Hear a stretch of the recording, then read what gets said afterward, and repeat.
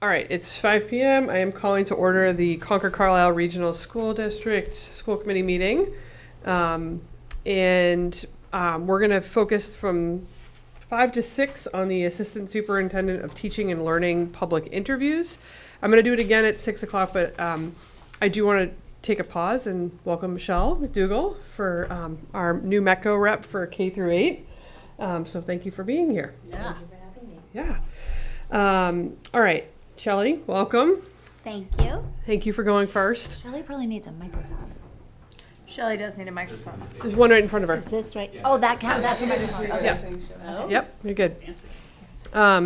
So we have a few questions prepared for you. But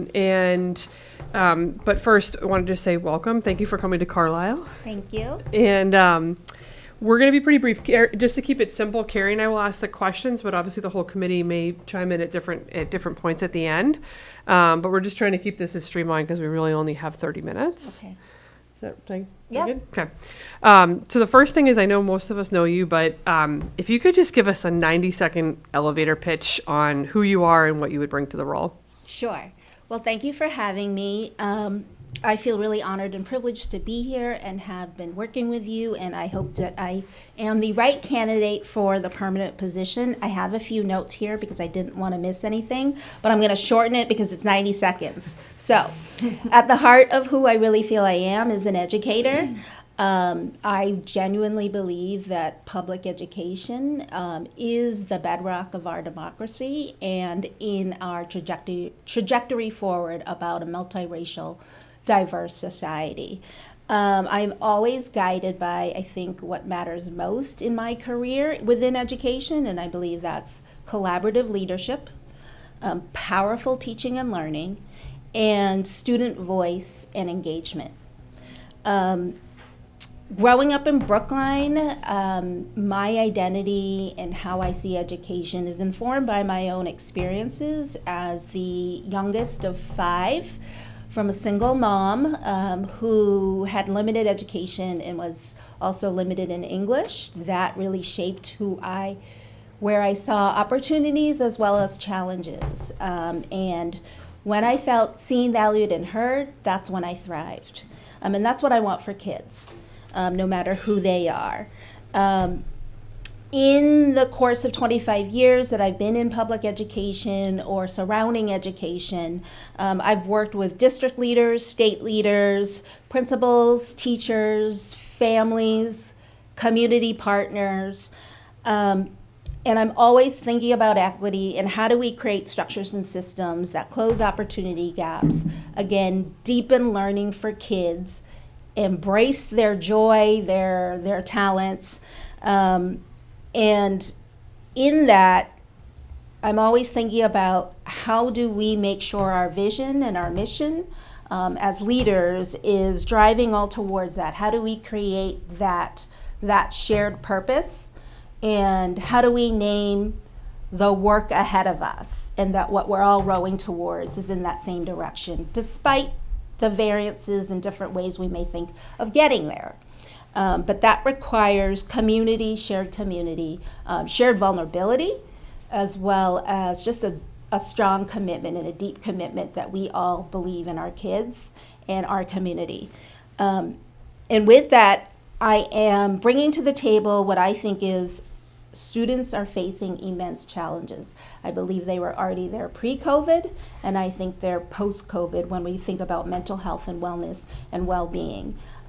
Our kids are so technologically connected and wired, and I still think it is our role to think about the ethical impacts of that, but also the ways that we have to help them navigate this 21st century, 2025 existing world we live in. And I know all of you are probably thinking the same things, and I've heard those discussions. And so it's always about kids. How are they navigating that? How do we support them? How do we prepare them to think critically, think about others, and be able to just understand diverse perspectives, and how do we make sure that they feel like they belong, and then create belonging for others as well, who they see as the same as themselves or others. That's great. And then with educators, we need to support them. We need to provide that responsibility in them, but also nurture and care for them. And Perfect. so then again, that's who I am, and I'd be happy to continue working with you on this. Great. Melissa? So, given the demographics in Concord and Carlisle, and a high-performing METCO program, how do you balance the mix of student performance and needs of the student body? Yep. First and foremost, I would say that to me, equity is everybody getting what they need when they need it. And that idea is we have large universal goals for everyone, right? We want to see joy, we want to see engagement, we want to see wellness, connectedness, and they all want to pursue their own dreams and passions, and they all have different talents. So that requires, no matter what community, even in a high-performing community, that we have multiple options and pathways for them, and that we are really responding to that. So it's, of course, rigorous instruction no matter what level you're at, and not lowering the bar for kids, but also making sure that we are just as focused on, again, their well-being, really thinking about beyond just compliance, about just going to college and the best college, about what it means to do service. What does it mean to be in community with others? And that requires really thinking about flexible options and pathways, again, to get there. And I think that's what Concord and Carlisle is on the path towards. And it's about a menu of options as well as knowing where to steer and support them when they get stuck or what they need. So I hope that in my past work, it's been connected to thinking of alternative high school for kids who need that. It's about some of the CTE work that was in my previous district. It's about project-based learning. There were so many different initiatives and ways that we could think about those different types of opportunities for kids. Awesome. Do you want to ask question number 4 on the heels of that? Yeah, sure. So this is a high-performing school district. How would you approach curriculum revision, selecting technology, and overall instructional strategies? Curriculum revision, I would say, is there's already strengths here, so you take from what you have and you think of modifications that maybe need to be made in the context of 2025 and what we think about in terms of future skills, and kind of like making sure that we're preparing the kids for a world that we just don't know necessarily that exists right now. And I would say that is not just the standards and the academic skills and the content knowledge. It also is about that social emotional development. Can they persist? Can they get through really hard things? Can they build their resilience? Can they build their empathy and sympathy? So those are some things that we need to think about in terms of curriculum revision. But then I would also say that it's also about just, again, making sure that the curriculum is addressing rigorous instruction. And if we feel like it's about, say, especially at the high school, where kids focus so much on the grades and the compliance, what are we doing to shift that within teaching and learning that makes it about the deeper learning that we do to get to really know deeply and interdisciplinarily, like what needs to happen in terms of the scope and the sequence, and what do we want kids to know and be able to do in the end. I think there are really some strong parts of that, and I think that there are some challenges that we have. I think one of the ways is within the ELA curriculum, why we are looking towards adopting a tier 1 curriculum is because if different teachers are doing different things, then we aren't necessarily creating an equitable experience for all kids. And so we do have to do that.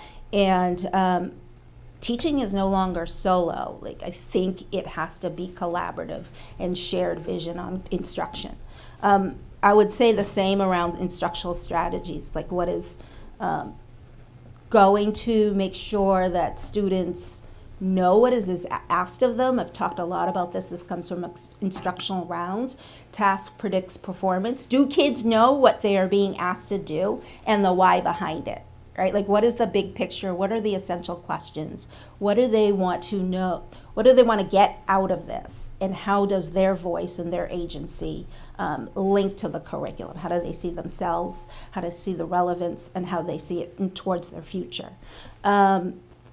In technology, we're grappling through that. We want them to be able to use it, but I would want them to think about how not only just being critical consumers of technology or media, but being critical producers. And that's a different way of thinking about it. And also being from that critical lens. When can we judge the technology as a resource for us to aid in efficiencies? And when does it drain us and maybe should not be what we need right now? And so I hope that answers it. Yeah, no, that's great. That's great. Getting back to some of the, I'll just say decision making. So how do you use data to inform your decisions? Tell us about an initiative you implemented, measured, and then improved based on your data-driven approach.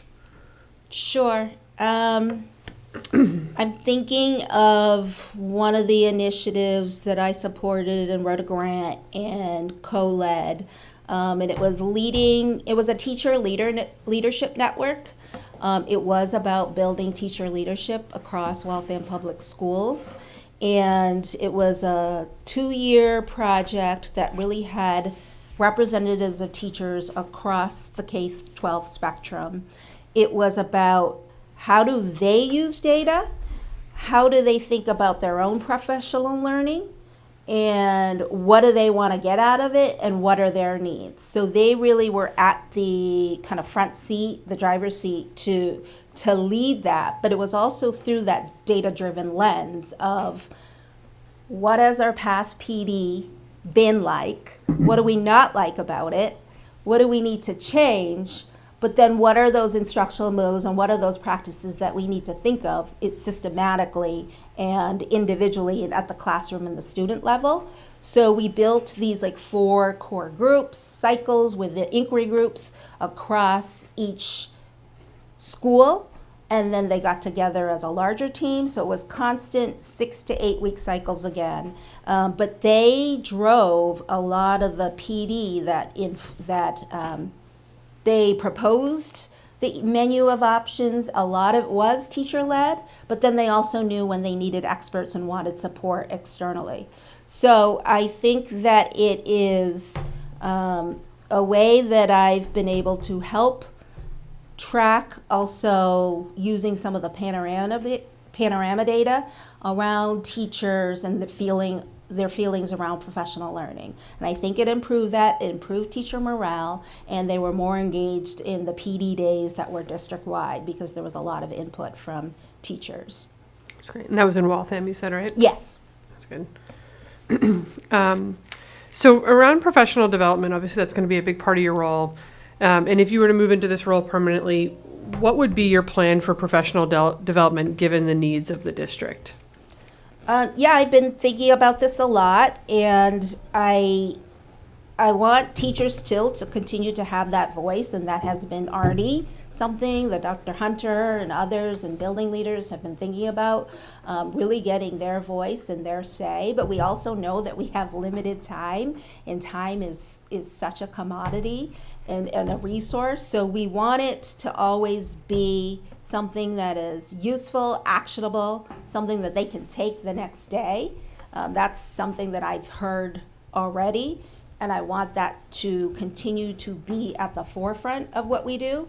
I've already started really using data in terms of making sure there's always an exit slip to make sure that that information is guiding the future PD and those sessions. But I also think it's important to really work with leaders and teachers around mapping that out for a full, just like you do with curriculum, really thinking about the entire school year and those touch points that we're going to have.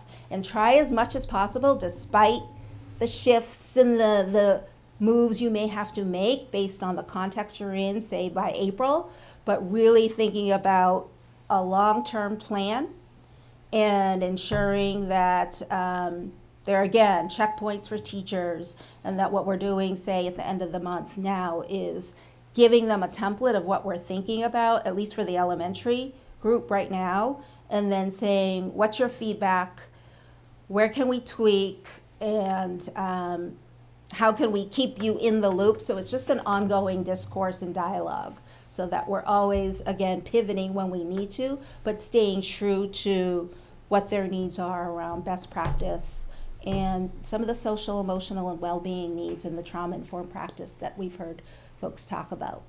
I know we have maybe one more question, but we have time. You've talked a lot about social emotional and the student body. Can you expand on that a little bit? Do you have a vision or just kind of a litmus test on how you're going to approach that if you were to take this role? I think within the mission and the vision, and I know, for example, at the high school, we've been talking about just the same idea of, like, does every student, are they being seen, valued, and heard? And some of that work means the relationships and having at least one adult connection. That is one kind of data point that you really want to hone in on, because we know that is a protective factor for students. And that really requires some case management, right? Like this idea of, do we know every kid and who are they connected to? So one of the projects that the high school did was related to that, having every individual student. And the middle school did some of that work too, about what do we know about our kids?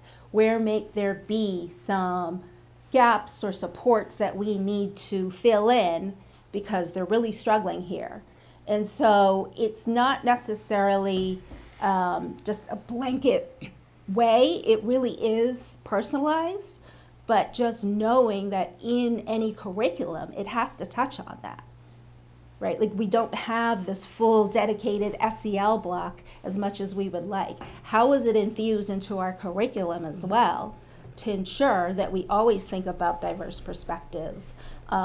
And when we talk about hard history or whatever it might be, in any of our disciplines, there's always opportunity to think about different perspectives.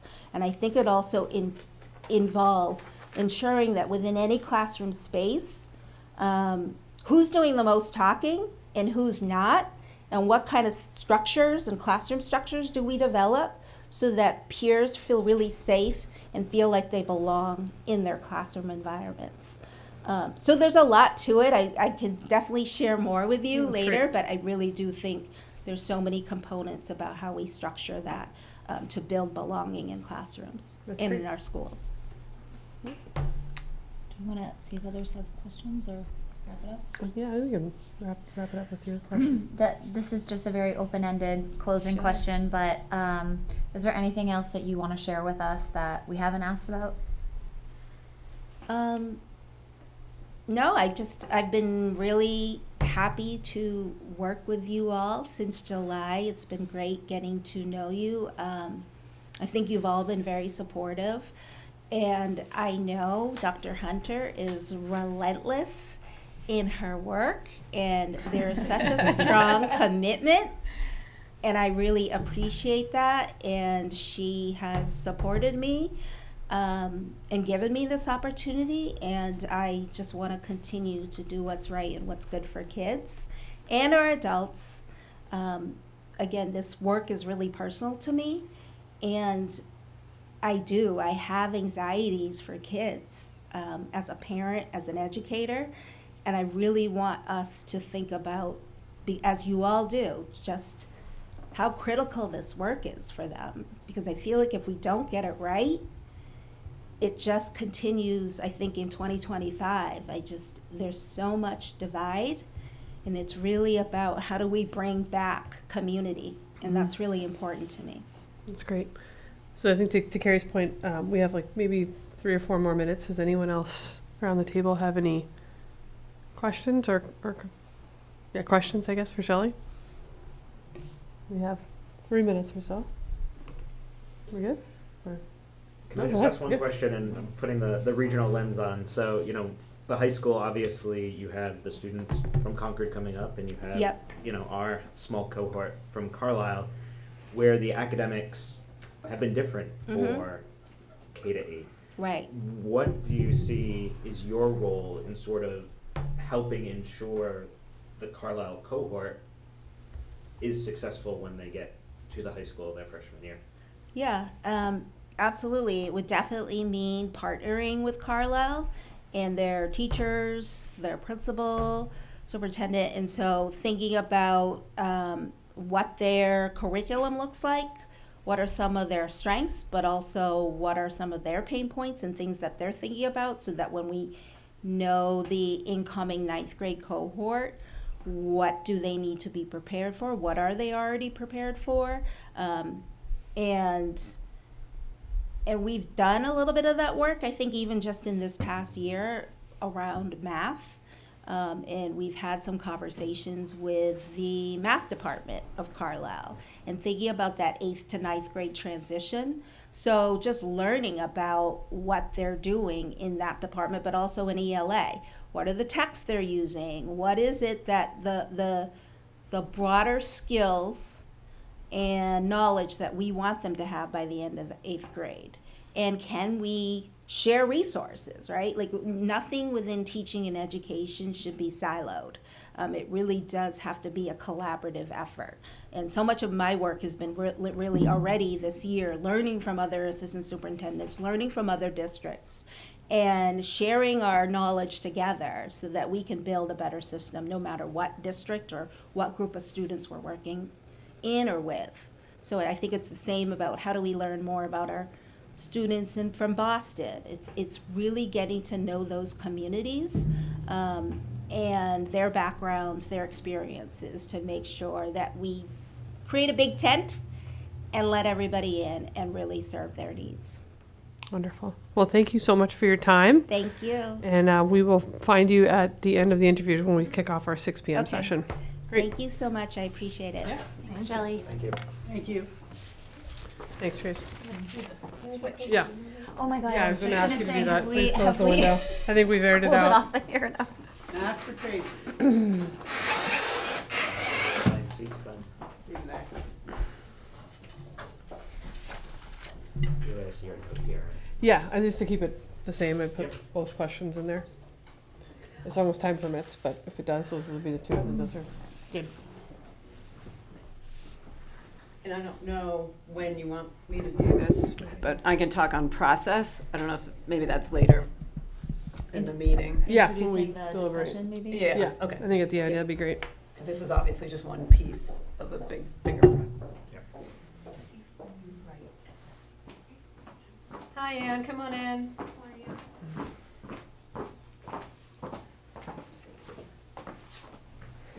Hi, Welcome back, Ann. Welcome. Nice to see you and meet all of you. Yeah, sure. Ann is here. She's our other finalist. She's currently the Director of Instruction. Do I have that right, Ann? Yes. In the Everett Public Schools. So she was part of the process last week and I've done some other things since then. And she's back tonight to meet with all of you. Great. For your benefit, just to give you the lay of the land, this is all of us in the regional school district. I'm Julie Viola. I'm the chair of the region. I am one of the 2 Carlisle representatives that comes over to the region. I'll introduce you. Yeah, I'm Carrie Rankin. I am the chair of the Concord School Committee, and then all of the Concord members sit on the regional committee. And just to keep it streamlined, we're going to ask most of the questions, Okay. just so you don't have to look around the room. And we've consolidated, and we're asking both candidates the same questions, just to keep it as equitable as possible. And Carrie and I will just go back and forth. But thank you for making time and for coming to Carlisle. Thank you. To get started, if you could just give us a 90-second elevator pitch of who you are and what you would bring to the role. Sure. So I think first and foremost, I firmly believe that talent is distributed equitably amongst peoples and opportunity is not. My eyes naturally go to find the edges where students are not growing or not meeting or exceeding expectations. I'm passionate about closing opportunity gaps and building higher expectations of our students and higher supports. That's been kind of the biggest love language in the role that I'm in right now, is exploring how we're utilizing all the expertise within the staff that we have in Everett to ensure that even on an individual level, students have plans and structures in place that uses data in frequent iterative cycles to make sure that all students are moving along a continuum, not only in an 8-month stretch, but also from pre-K to 12th grade. What longitudinally are we looking for our students to achieve by the time they graduate? That's great. Given the demographics in Concord, Carlisle, and a high-performing METCO program, how do you balance the mix of student performance and the needs of the student body? So I really try to be data-driven in all of the work I do, including setting priorities for a district that will not only help students who are not meeting and exceeding expectations grow the amount that they need to grow in a year, which for some students in a district may be a year and a half, 2 years, 3 years, and 1 year. So looking and being able to predict which students are going to need something accelerated, a higher dose, and also looking at students who are already meeting expectations. How do we get them to exceed expectations in one school year? People move to Concord and Carlisle for the education, and they want to stay here and see their students through 12th grade. So how do we have meetings and structures that, again, are looking year over year? How are we not only getting our students to meet expectations who are below, but also how are we teaching higher grade level standards for those students who are ready for it? I believe that MTSS structure is the way and the strategy with which to support all students, and having a plan for each group of students with specific metrics. So a district can have year over year MCAS goals, SAT goals, ACT goals in terms of growth, but also having those goals for groups of students that fall in different profiles. So year over year, what are your IEP growth goals? Year over year, what are your EL growth goals? It will all help a holistic goal for some of those metrics, but being very intentional of the 4 English learners at this school in 3rd grade are going to grow this much by the end of the year, and here's the prognosis and the practices that are going to make that happen, and making sure that there's resource allocation for all of those students in terms of staff, and being able to have a culture that turns things around when the iterative data cycles aren't working. So is there a culture in a district when there's students that aren't growing, that teams and leaders are coming together and they're course correcting mid-year, which can be stressful, right? To invest into a particular intervention and to not see it work. How do teachers feel supported to course correct and to then also celebrate all of those wins throughout the year as well for students who are growing? That's great. So you kind of answered part of the question that we were going to ask next around data-driven decisions. So, but I'm going to ask it just in case you have more to expand on it. How do you use data to inform your decisions? And then if you could tell us about a specific initiative you implemented, measured, and improved based on your data-driven approach. Sure. I know the teachers are busy and so much of their work is unpredictable. They have students coming in every day, and there may have been something that happened the night before, or for whatever reason, a student struggling, or a lesson plan that they anticipated was going to go well does not go well. So whenever change occurs in a school district, you want to try to make it as concrete as possible and as justified as possible, to ensure that you're not putting teachers through more change just for the sake of change. So I think having the data to support any adjustment of practice that a district is asking its teachers of is critical. And I'm a firm believer in not sort of putting teachers through anything that isn't evidence-based. So finding the case studies, finding the research that shows this is an evidence-based practice that will move the needle for this particular group of students who are struggling. So I think that data is, I wouldn't imagine of going into an action plan without having that already. I think helping your principals and your teacher evaluators use data-driven supervision as well. For example, there might be one particular second grade teacher that their January data is showing that students' growth is through the roof. And it's an outlier compared to the other classrooms. How can a principal go into that room and identify sometimes really small replicable practices that are happening in that space that the principal or the evaluator would be able to promote to those other teachers? So not kind of trying to demystify a lot of what we're trying to do to improve education and ground it in data, not only for the why, but for the what and how we're going to address this moving forward. And the good news is that there are multiple evidence-based approaches. There's not ever one way to reconcile a student not growing. So also to be able to show teachers, here are 3 evidence-based practices based on your teaching style, your classroom culture, and the data that you're seeing of your students. Which one of these practices seems doable, and what's a reasonable time frame Recording to see in and experiment progress. with it? Got it. Thank you. So I'm really sorry, we have had a technical issue this whole time, and till I just promoted you, the audience couldn't see or hear, unfortunately. So we've been recording though, and mostly it looks like I'm talking to the staff that's listening in. We'll get the recording out tonight, Yep. so you can see it. Okay, Our apologies. things happen. All right, you want to ask the next one? Yep. So this is a high performing district. How would you approach curriculum revision, selecting technology, and overall instructional strategies? Sure. So in my current position as Director of Instruction, I've been able to put in place a 6-year curriculum review process. And that the naming the 6 years is important so teachers know that this isn't a yearly process that we're going to go through, and that we're going to, give these products or these practices a real shot year after year, and there's going to be different opportunities to revise and to mutate curriculum to meet the needs of the students. So to be able to have that predictable cycle where if a product's in year 6, that it is going to be up for a review. So currently that's a teacher and student driven process to review a curriculum that we currently use. And we meet 3 or 4 times to look at data, to hear student feedback on how they feel the curriculum is. We have the curriculum go through a cultural responsive litmus test to ensure that it's unbiased. And then there's a joint decision on that committee of if we're going to vet and select for something new, if we're going to keep that product and make some tweaks, or if we're going to move on altogether. So bringing in teacher opinion out the gate is critical for curriculum review. And then looking at a vetting and selecting process, and in Everett, that's something that we stipend teachers to take part of because it is intense.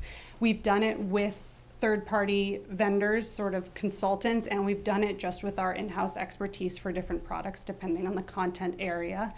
And I think the key thing to remember is that the curriculum is not teaching the kids, and the curriculum does not know the kids. So if you think about a through line from state standards, high expectations, to a curricular product that checks a lot of boxes in terms of being rigorous, making students interact with higher order thinking, being culturally responsive, and then it's up to a teacher to take whatever product, whether they've created it or it's something the district has purchased, and contour that to meet the needs of the students in front of them. That's where the real magic happens, where a teacher is taking something in terms of a product that has some assurances, it's going to be aligned to the standards, and thinking about these are the students who can do this work without any scaffolds.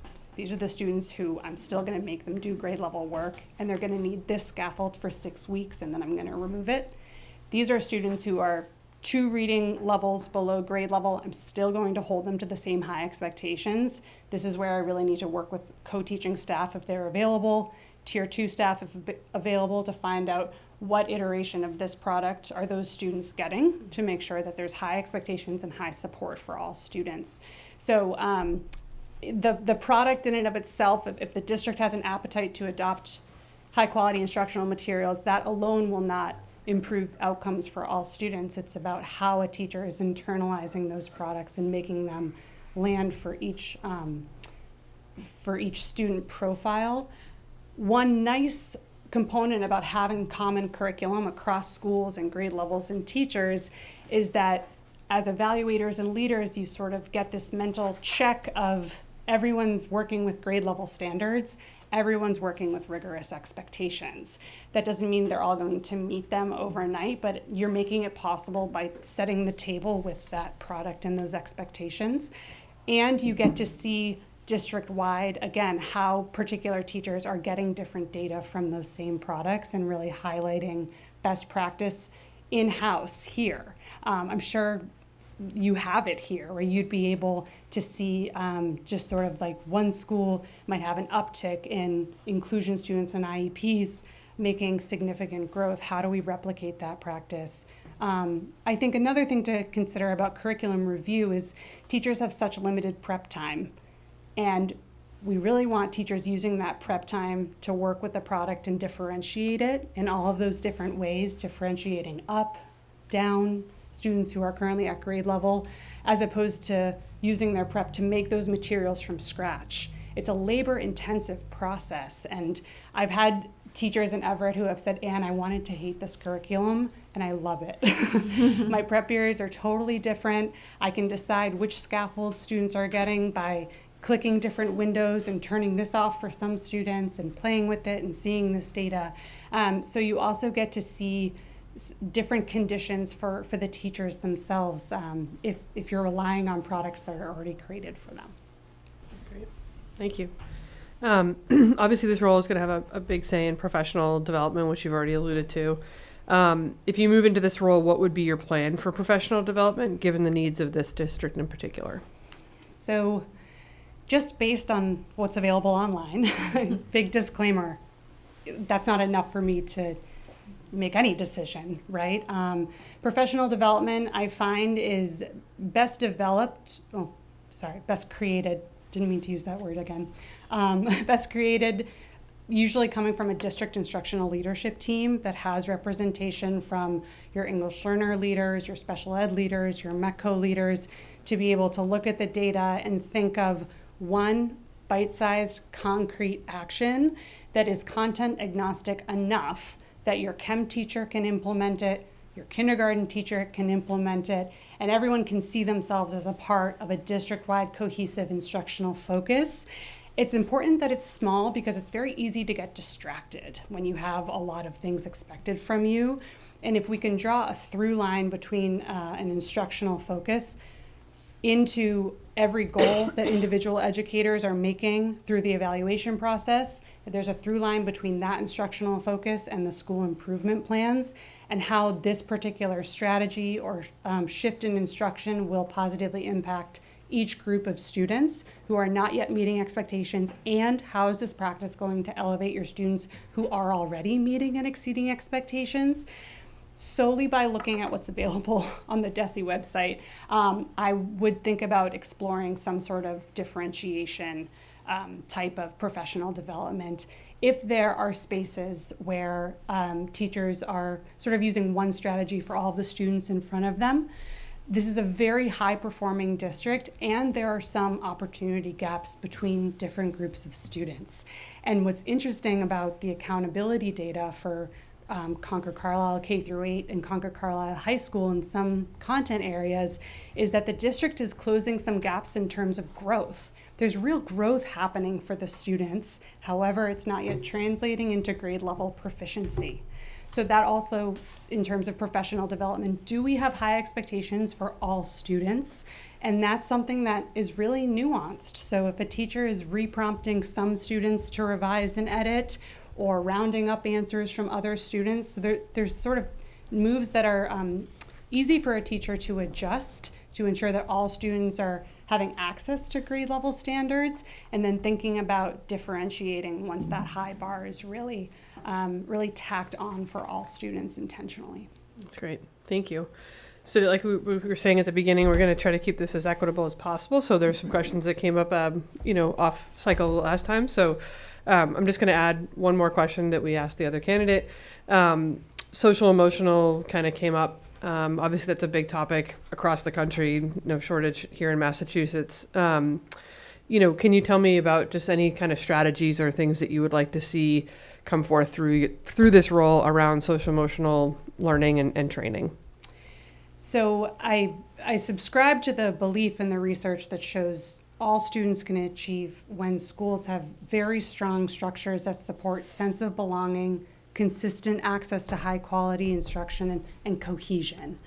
That sense of belonging, how we've been able to operationalize that in Everett is in schools and structures that don't leave student relationships with adults to chance. So for example, in a middle school, there might be an advisory block where an SEL curriculum is used, or some sort of bank of scenarios is really helpful with our adolescent students to help them build a really strong sense of self. So giving them scenarios of, if you're in the cafeteria and you heard students bullying another student, what would you as an individual do? And helping them have predictable answers to those questions, right? Especially our adolescents who biologically care so much what their peers think of them, no matter, what necessarily the adults around them are saying. So I found that really building a sense of belonging and helping students develop a clear sense of self. And sometimes there are curricular products that can help with that. I think finding spaces for teachers to know students as individuals. So one practice that has helped is having transition meetings between the third grade team and the fourth grade team, perhaps an eighth grade team and the ninth grade team at the high school. Simple meetings where you're highlighting one thing the student loves, one thing about the student's home life, one thing that really motivates them, and one thing that they need support in. And just having those face-to-face meetings between the receiving teacher and the sending teacher can really help. So sense of belonging really ties into the DEIB work that is illustrated on the website, and from what I can see, there's so much intentional work happening around that here. So I think that I see a lot of SEL in that, and ensuring that students see themselves on the walls, see themselves in the text that they're reading. I believe you should be able to tell the student profile of all the kids in a building even when it's empty. So those superficial things are very important for students to see themselves as being here. I also see SEL in those high expectations for students. So I noticed on the website the Panorama Climate Survey was given, or maybe is given every year, really finding, do students feel like their teachers have high expectations of them? And do they feel ownership in their own classrooms? Is there a regard for student perspective and student choice in classrooms here? That's going to help with an overall climate in the building that students feel like the building's theirs, and they're going to take care of that building, and they're going to take care of the student experience in that building because they feel a high degree of agency. So that's sort of how I see SEL embedded in a lot of structures that currently exist here. That's great. Thanks for the comments on DEIB. Andrew, our DEIB director, does a fabulous job, so it's great to see that come through. Brian, do you want to ask your question? Sure, happy to. Good to see you again. I was one of the many faces around the table last week, and I'm a Carlisle resident, so I'm just on the regional school committee. Okay. So as you know, the high school is regional, elementary, middle school are not. So every year there's a cohort from Carlisle that's coming up to the high school. It's about 25%-ish of the freshman class. And they've had their own curriculum for 9 years, from K to 8th grade. What do you see your role being in terms of, understanding the curriculum and helping that integration freshman year of high school?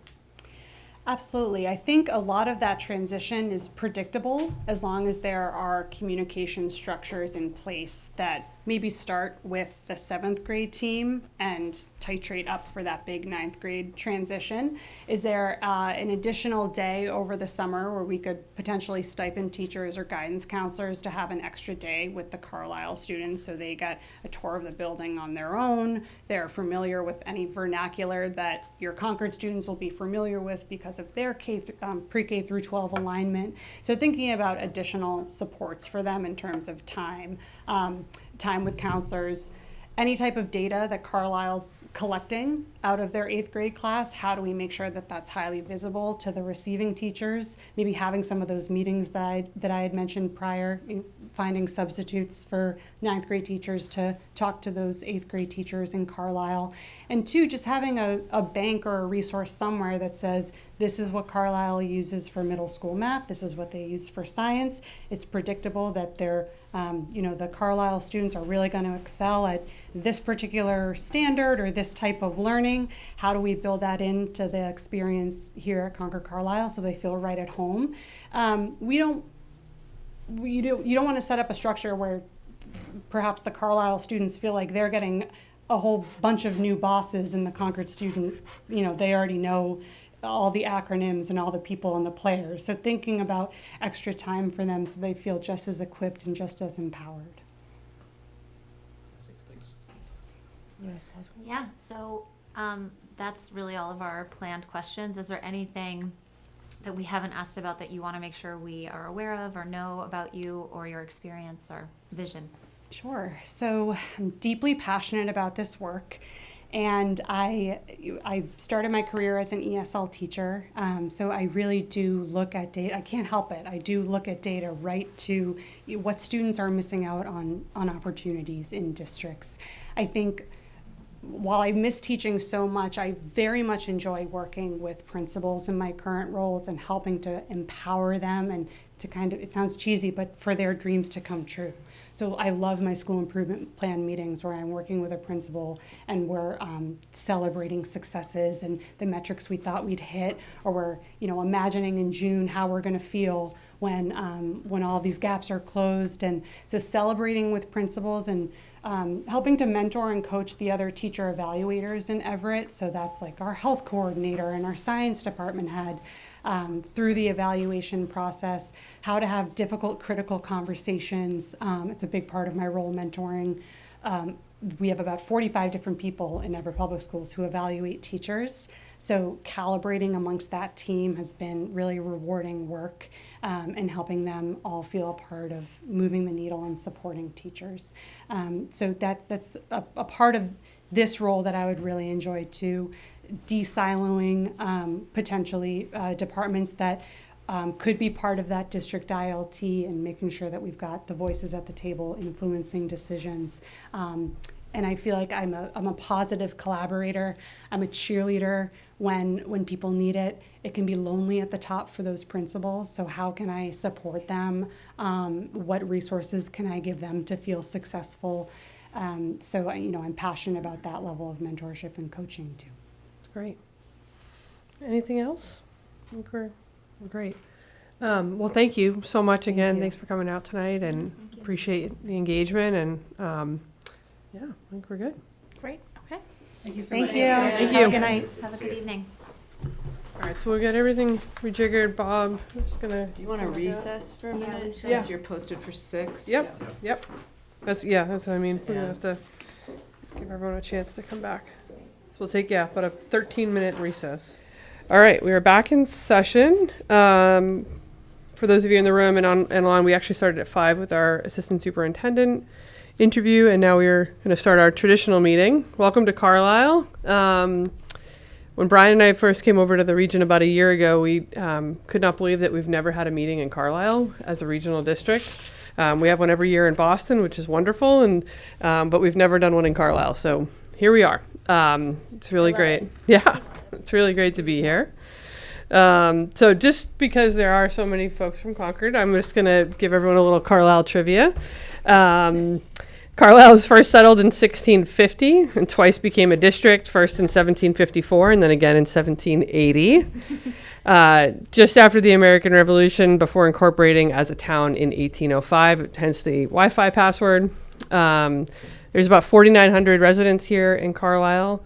And although there are no industrial parks, no apartment complexes yet, no condominiums, no traffic lights, and no shopping plazas, Carlisle is still 40 minutes from Boston and less than 30 miles, although people forget that. And about 25% of our land is protected for conservation. So there's our tidbit for the evening. Now getting into the good stuff. We're going to start with our CCHS. Do we want to first Oh, yeah. thank Yes, we did. people who are here? Yes. Thank you. Yeah. You want to do that? Yeah. Sure. First and foremost at the table is Michelle McDougall, who's going to be who is the new Metco rep for K-8. She has really good experience, and I'm really excited to have your perspective at the table. Aisha works late on Thursday nights and couldn't be here tonight, but the two of them are going to be great representatives. And then, do you want to? Yeah. Go ahead. I think I know what you're talking about. Yeah, but are you talking about the? I was just gonna say, Yeah, Mike Williams okay. and Sandeep Parshadi are here, who won the election on Tuesday. Yeah. And just Concord. In Concord. correct. But you will be on the regional school On committee. the regional school committee, correct? Yeah, and the Concord school committee. And So we'll seat in June. welcome. Welcome. Thank you for being in Carlisle. And committee. Yeah. Congratulations. Yeah, Sorry, I thought you were talking about the students in the room. there is a delay. Like it's not. It feels like it should be immediate, but they will be seated in June after the town meeting. So In Concord. this committee will remain until the end of May. Correct. You just can't wait. But again, just a clarification, because in Carlisle, we actually just did our town caucus, and we have our elections earlier, and we will seat earlier, and Concord just had their elections, and you will seat later this year because of town Do you meetings. seat before town meeting or after town meeting in Carlisle? Do you know that? I believe the election is right after town meeting, and then as soon as the election happens, you seat the next day. You'll seat Yeah. the next day. Yes, because we've had to have. Sometimes we've been the opposite, or we've seated immediately. We've had to have Carlisle School Committee meetings, That like, night. Yes, to Right make sure before. we Yeah. can send people Yeah. to the region. Right. So. We're just taking the opportunity to educate everything, because it's tricky when we're in Carlisle talking about the Concord School District, but you do, as you said, serve on the region, so. Okay, so we're gonna start with the online with our student reps. I see Felicity is on and Maddie. All right. Take it away. Hi. Sorry, I'm at school right now, so this is the first part first. Oh, the first part. Yeah. It'll be on the next thing. Okay, sorry. We're with theater people because it's SITS probe, so Hey there. okay. That's Ben. He's on for the Carlisle kids thing, I think. So for our student update, Zaria's in theater right now, so it's just me and Maddie. But oh, sorry, this is the wrong presentation. Give me 1 second. I just got to school, so I'm so sorry. It's like, I think I've seen that before. It's all good. Take your time.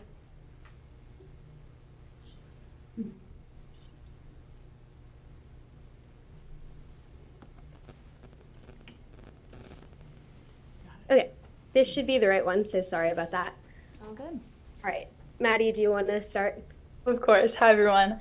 So, starting off, we just started Q4 this past week, and now we're in the home stretch of the school year. I think we have about maybe 40 days left, 40 school days for underclassmen and juniors. And then, as you can see in that little sign there, there's 27 until graduation for seniors, which I'm sure is really exciting for them.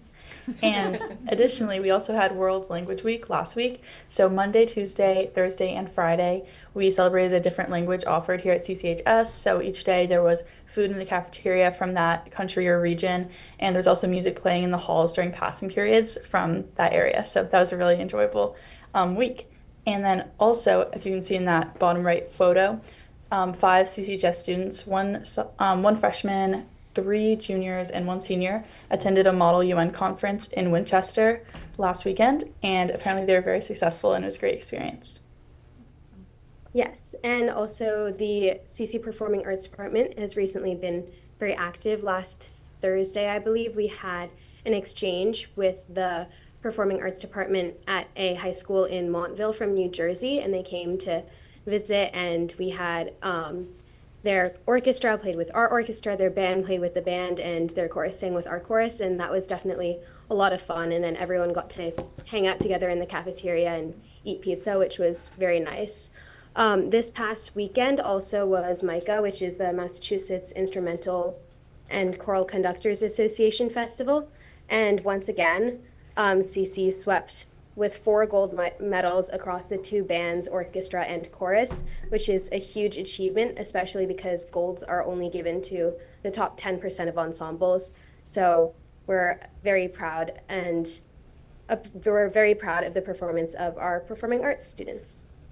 As Maddie mentioned earlier, we are having the senior countdown, which for me as a senior is super exciting.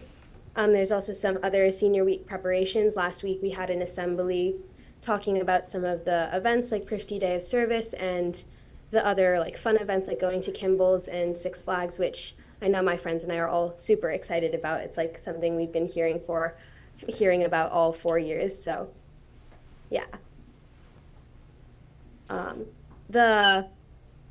And also we are this quarter we're piloting the elimination of coordinated testing days, which I think Maddie and I were discussing earlier. We think that's like it's a good idea to kind of try this pilot just to see which way works better. I think there's obviously no perfect solution, because the issue earlier was that a lot of students were having issues with having multiple tests or being restricted on the days that they could take certain subject tests, which for some students was more convenient, but for some it also created a little bit of complication. So it's nice to just try out how it's gonna work. And yeah. Maddie, did you want to add anything on that point? I think you said pretty much what I think a lot of people are thinking. I think that in general, there's a lot of pros and minuses both ways. So I think it'll be interesting to see how it works out in student and teachers' schedules in the next month, and just see how that works. And I think that no matter what, the administration will make a good idea of like what's the best plan going forward. Yeah, definitely. Also upcoming, obviously next week is the big Concord 250 celebration, and I know that my friends and I we've been doing a lot of getting involved in hoping. We're very excited for all the events and opportunities that are being offered, with like the Ken Burns field trip during the day, as well as the event at CCHS next Thursday, and also obviously the official celebrations next Saturday. And I know for Rho Kappa, our social studies honor society is working on some publicity for Concord 250. So shameless plug to follow Concord Youth 250 on Instagram. We're posting some cool history facts and other things to share the spirit of Concord 250 with the community from the youth perspective. Another fun event coming up for CCHS students is we're going to have another Fun Friday tomorrow. So that happens during lunch blocks, and we can expect music and food and activities in the cafeteria. So we're all looking forward to that. And our last update, which is very timely given today, is Sits Probe, which is when the cast first gets to sing through all of our music with the pit for the first time. The tickets are officially on sale at cc-theater.org. So buy your tickets early, because they're going to sell out pretty soon. Or hopefully they will sell out pretty soon. And yeah, so we're very excited for all of these events. Sorry it was a bit choppier today, because there's a lot going on around me right now with theater people, so. Don't worry about it.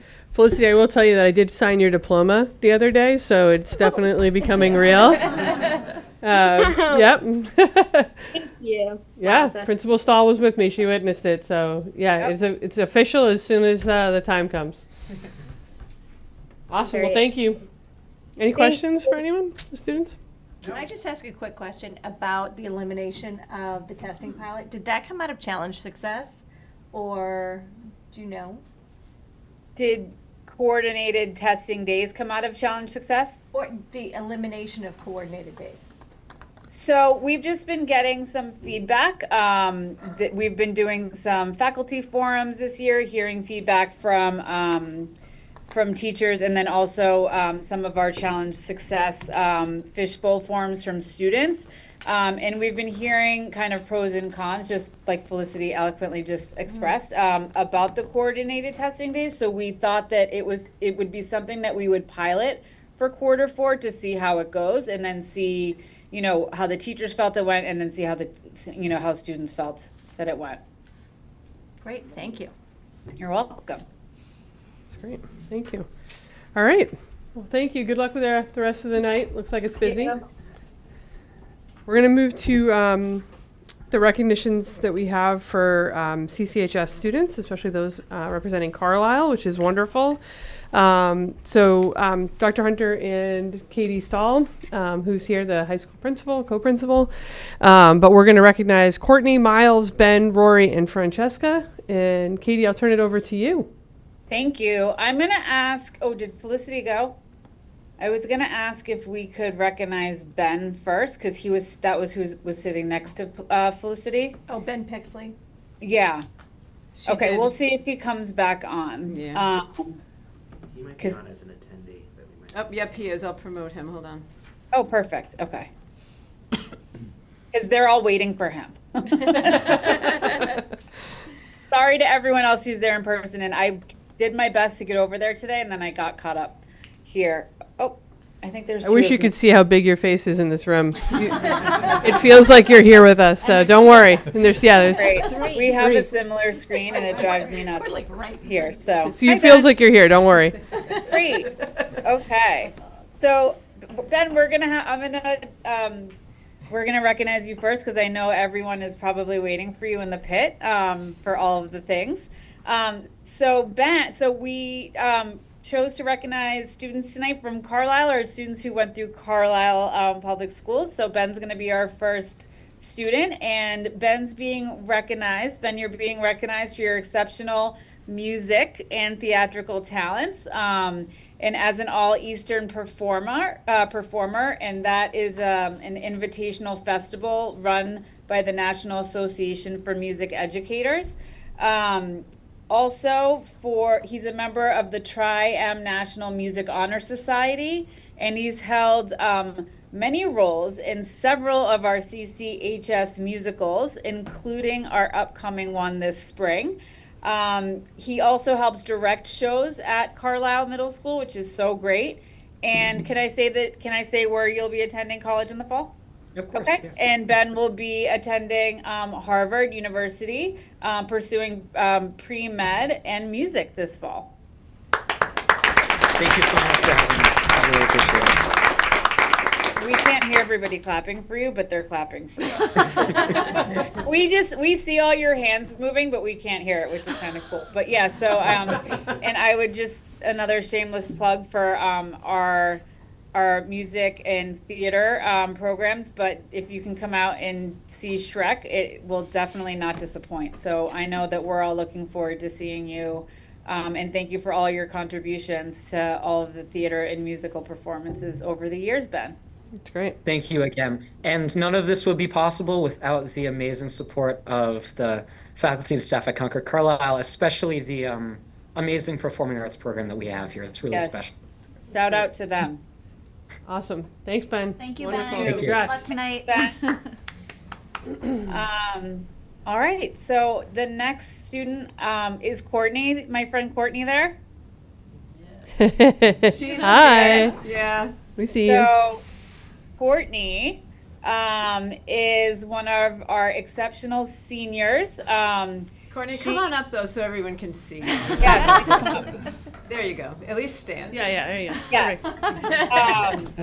Courtney, she's so mad at me right now, and I know Courtney, I'm sorry I'm not there. Courtney's been an exceptional leader, and she has a leadership role in band at CCHS, and she also was an All-Eastern percussionist at the All-Eastern Percussionist Invitational Festival as well. She's also a featured performer with the CCHS Concert Band and at the Collaborative Concord and Lexington 250th concert. Courtney is also an exceptional dancer and just one of the faces I would say I see the most around CCHS that I'm very much going to miss when she goes off to college next year. Courtney, can I say where you're going to school? Okay, Courtney. Sorry, I like to ask because it's not my news to share. Courtney will be attending Bowdoin in the fall, and we will miss her greatly. And Courtney, I just want to thank you for being such an amazing participant in CCHS in all of the music, and just all of your classes, and just in everything that you do here. You always have a smile on your face, and you're always just such a joy to talk to. So thank you so much, Courtney. Awesome. Okay, our next student is Fran, and I feel like for Franny, I might have her talk a little bit if that's okay. Was there a microphone there? Yeah. Yes. Yeah. Okay, so Franny is she's a junior, and she qualified to advance to the Massachusetts State Level Science and Engineering Fair, MSEF. She presented her research entitled A Dual Inhibition Strategy to Disrupt the Metabolic Backbone Driving TNBC Adaptability and Resistance at MSEF on March 7th at Tufts University. And maybe if she just wants to say a couple words about what that is, because I'm not sure that I even just did it. Of course. Good evening, everyone. It's an honor and joy to be here. First off, I want to thank my Lord and Savior, Jesus Christ. He really helped me power through this research in some of the most difficult moments, because researching TNBC, which stands for triple negative breast cancer, I walked into it thinking I would just get answers and immediate clarity. But what I learned is that true growth came from walking in the mystery, through the mystery, and even without the clarity. And this research journey not only taught me the importance and helped my understanding of cancer, but it helped me see the power in persistence, in faith, and purpose. And I'm truly grateful for my teachers and my parents and my friends for supporting me. And I'm so excited to go to the Massachusetts level. I'm continuing my research. Currently, I'm going to narrow in on the specific patients I believe my proposed therapy can target. And it is truly, I'm so grateful for this opportunity to even play the smallest role in helping such an important cause. Awesome. Thank you.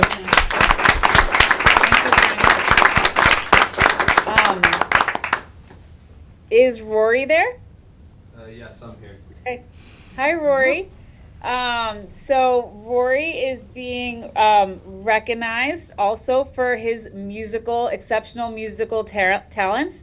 Rory is a leader in the band Rory and the Roarettes, and I definitely want to hear a little bit about that.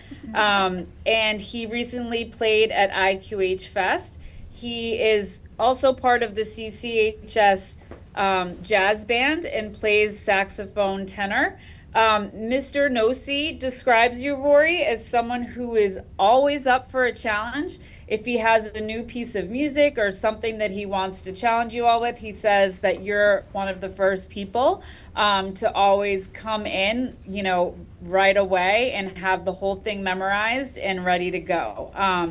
So thank you so much for all of your contributions to CCHS. Also academically, I've seen you in the classrooms. I know Dr. Green worked with you recently on some new technology that we might be using. So thank you for supporting him with that. And if you want to say anything about your band, or maybe tell us how you came up with your name or a little bit about that, that would be great.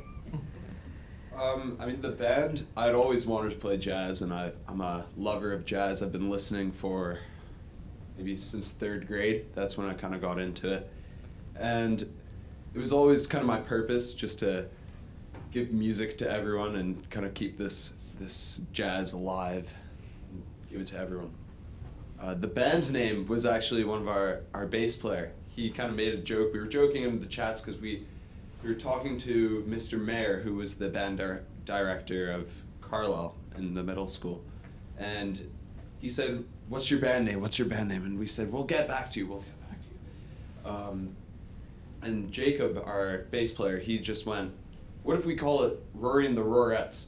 as a joke, and I don't take jokes very easily. I said, "That's a perfect name. I love it." So that's the band name now, and it's here to stay. So Awesome. I love it. And I just want to say, your passion when you perform, Rory, is it's infectious. So keep it up. I can't wait to see you perform more over the next couple of years. Yeah, thank you. Awesome. Thanks, Rory. Thank you. All right. And our last student that we're going to recognize tonight is Miles. Is Miles Verge there? Yes, I am. Okay. Hi, Miles. So we received a letter at school that was for Miles, but sent to the administrator's office. And I'll let him talk about the letter, but he received a letter from Governor Healy that was written directly to him because of a civics project that he did for U.S. history, and a letter that he wrote to her and got a response. So Miles, I'm going to let you talk a little bit about that because it was very exciting and really, really cool. And we met about it, and the letter was fantastic. And I know it's something that you were really proud of, and we were really proud too. So I'll let you talk about that. Yeah, so I had to do a civics project in my U.S. history class. It's something that all sophomores had to do. Being someone that is very passionate about civics and civic leadership, I put a lot of effort into my letter, and instead of doing what some other people have done and just wrote it to get it done and to get a good grade, I put so much effort into it. I was working on it late into the nights, and I wrote a letter about data privacy to Mara Haley, and she wrote back a response to me saying that it was one of her top responsibilities, and more importantly, that it made her day. So That's great.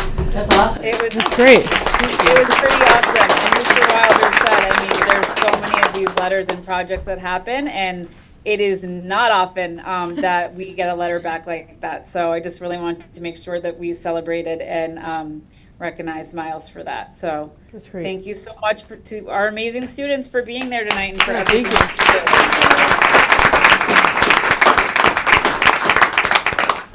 That's awesome. Well, thank you so much for not only the students being here, but the family and friends and community members for being here as well. So thank you so much. And Katie, thank you for taking the time. And this is great. This is actually awesome. Yeah, really great. All right. Well, we move on. So just for everyone, just in case in the room, like I said, I know we're not always in attendance in Carlisle, so just to give you a lay of the land for what's next, we'll move into a public comment and then have our consent agenda where we'll approve a number of different things. We'll go through some correspondence, the superintendent, the chairs, and other liaison updates. We will have a good amount of discussion. Our goal is to be as close to 8 o'clock, but we'll see if that happens. And then we do have some action items in an executive session. So we do have probably a couple hours ahead of us. So just want to give everyone an overview of that. And there's no expectation that you all stay. You are welcome to stay, but you are also welcome to leave. Yes. Like to give everyone an out. Thank you. Thank you for coming. Thank you. Thank you. Thank you so much. Thank you. You're welcome. All right. So we're going to move into our the public comment. And for public comment, if you're, again, not familiar with this, we have blue sheets in the back. If you'd like to make a public comment, if you could fill one out, pretty simple, just to write your name, address, and bring it on up to me. Oh, Sarah, you want everything? Here you go. Sorry. Yeah. Carlisle people. I have a really quick one. While we're waiting for Sarah to fill this out, if there's anyone online, if you could just raise your hand and we'll go back and forth between the two. Our public comment period will be a period of 20 minutes if needed. As a reminder, this is a meeting in the public and not with the public, so the school committee will not be responding to any comments. If you are in the room and you would like to speak, as I said, you can submit a blue form, and we will have a time limit of 3 minutes. So, Sarah, where did you go? Oh. Yeah, come on up. Super quick comment. I just wanted to make my own little recognition. I was hoping Alexa was here too, just to recognize the outgoing school committee members, Cynthia and Alexa, and just give my appreciation for everything that I learned from working with both of you. I don't know if Alexa's online or where she is. Alexa is out of town. She's in Florida. Sorry, I know we shouldn't comment, but she's away. Okay, all right. Well, I mean, I learned a lot about the meaning of public service, of integrity, of commitment, and all of that. And so I just wanted to, I'm about to leave for the airport, probably will not be in town for another school committee meeting. It is a rare chance that I am actually in town to school committee meetings. So I just wanted to stop by and say hello and thank you to both of them. And I have something, if one of you can give something to Alexa. Sure. Yeah, that's great. I feel like this has been the year of that. Saying bye to Sarah. Right there. Yeah, I know. Oh, this is great. Thank you so much. Oh, that's wonderful. Thank you. Thank you. Thank you. She's out of town, so I don't think She's doing good. I can bring her to her house. Yeah. Oh, yeah. Andrew. Yeah, Andrew. Yeah. Thank you. That's wonderful. Thank you so much, Sarah. Give them to Alexa. Yeah. Thanks, Sarah. Thanks, Sarah. Sorry I'm late, Whitney. That's great. Thank you so much. Have fun, wherever you're going. They smell so good. Definitely international. Aromatherapy. Betsy, I'll promote her. Okay. We have one online. Betsy, hold on. Can we hear her?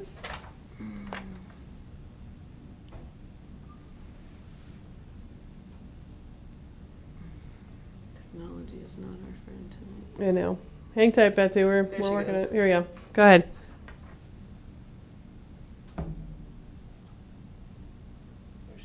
Hi. There you go. Thank you for allowing me to make a public comment. That was a really inspiring little award ceremony. Some really impressive students. So I just wanted to revisit something that I have made a public comment on in the past. About the Bruce Freeman Rail Trail connector, and I appreciate the feedback that Dr. Hunter has given us, as well as the landscape architect, and the time that's been given to us about this rail connector.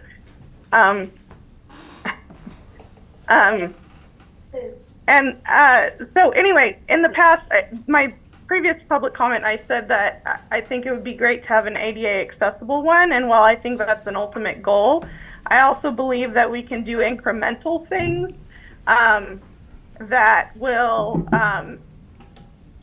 help with potential erosion issues and make maybe a nature or a walking path. And I just wanted to request that the school committee just entertain maybe brainstorming about different incremental things that we could do, short of, trying to use heavy equipment to regrade a hill and bring in, pavement and things like that.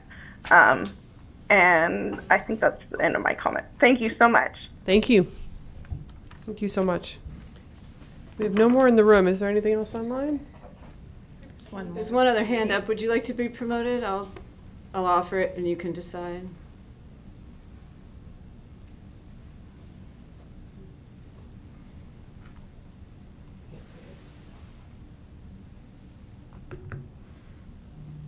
Yeah, I think she's declining. Okay. Okay. All right, so that ends our public comment. We're going to move into consent agenda. I will entertain a motion to approve. So moved. Second. This is when I couldn't get it. Any discussion? All right. I see Aisha is now online, so why don't, right, whatever. Do we need a roll call vote? No, right? No. We're good. No. Okay, No. we're good. All right. Correspondence. Wait, we have to vote. Oh, sorry. We need a vote. All in favor? Aye. Aye. Okay. Thank you. Sorry. I'm a little thrown off. Correspondence. Carrie, you want to? I know this is a regional meeting, but I think correspondence. Do you want to? Yeah.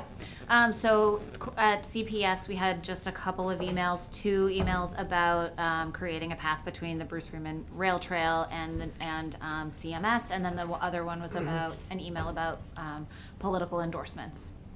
Otherwise, it's been quiet. Okay. It is a joint meeting, otherwise. A joint meeting. Yeah, it is. Yeah. That's right. Okay. Sorry. Just be It's sure. been We could've confusing. done that. We just did. Yeah. Okay. Moving. Oh, yeah. So the region, we didn't have anything new since the 25th. I don't think there's been anything new either. Yeah, I was looking through it. All right. Superintendent update. Great, thank you. It's very busy, as you would anticipate in April. So a few highlights of the work that's happening. There's a K-5 literacy committee that's meeting regularly under Shelley's direction, and the principals and I attend along with a number of teachers. We are closing in on the last weeks of reviewing 3 evidence-based comprehension programs for K-5. That decision will be made the 1st of May, and then we will be starting to talk on implementation and rollout. So we have voluntary teachers of about 50% of the elementary school faculty ready to dive into this. And we'll be working with the PD providers and looking at our professional development opportunities for next year to make sure they feel very well supported. This is a complement to the evidence-based phonics we already do and phonemic awareness, and really rounds out that we are completely aligned with the science of reading once this implementation is complete. And I just want to be sure this committee is aware of that, that's been a big goal in addition to alignment even just across our own 3 elementary schools, even within the elementary schools. So we're feeling really good on the Concord side that we've made a lot of progress and we're really aligned and going in the right direction and going to be in good shape. And I think we've said this a lot, Tier 1 is about access for all, and you even heard it in the interviews tonight, making sure that equitable opportunities are provided to all students. The higher achieving kids are going to soar while we're making sure that direct, explicit instruction is happening in all the required skills to be a successful reader, both fluently and in comprehension.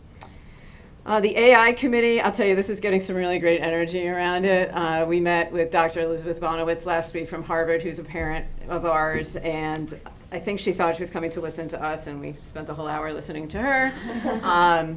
She's a cognitive scientist, so she was really bringing a lens of learning to it all, and had such a balanced, rounded approach of the pros and cons, and boy, it got us all really thinking of all the opportunities and limits we need to put in. We don't want to have computers doing thinking for kids. That was my biggest takeaway from one of her statements. But we can see there's so many tools available, and our children need to know those tools, and really important that we are vetting those tools and helping them critically look at the tools and know how to best use them. So I've shared that out. Since I shared that recording out with the entire staff, I picked up 2 more committee members. So we're just getting some really great energy here. I think the output that we were aimed for was to bring you a draft policy for June. We will hit that, but it's clearly the beginning of the conversation and not the end.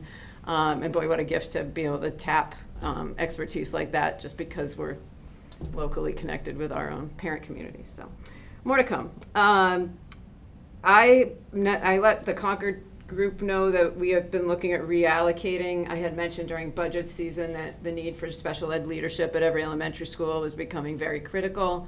The programs that we've built and the needs of those programs and the needs of all kids are driving more than one administrator across 3 schools can manage. I had done some comps back in the fall of our neighboring like districts, and we are definitely behind in this. That's become the norm.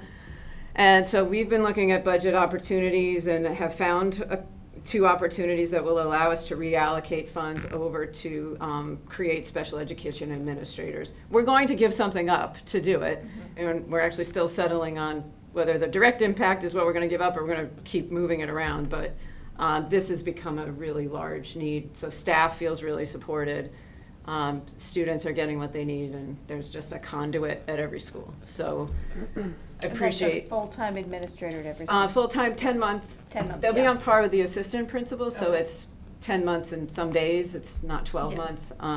This is just K-5. K-5, correct. So we have 1 now, so we've posted for 2 anticipated ones, and that would give us 1 per building, which would be game-changing. So thank you for the support and the willingness to let me bring that back. There's no budget impact because we're going to move things around, and I'll update you as we firm that up as to what trade-off we made. The 250th, we are a very busy sites for essentially transportation.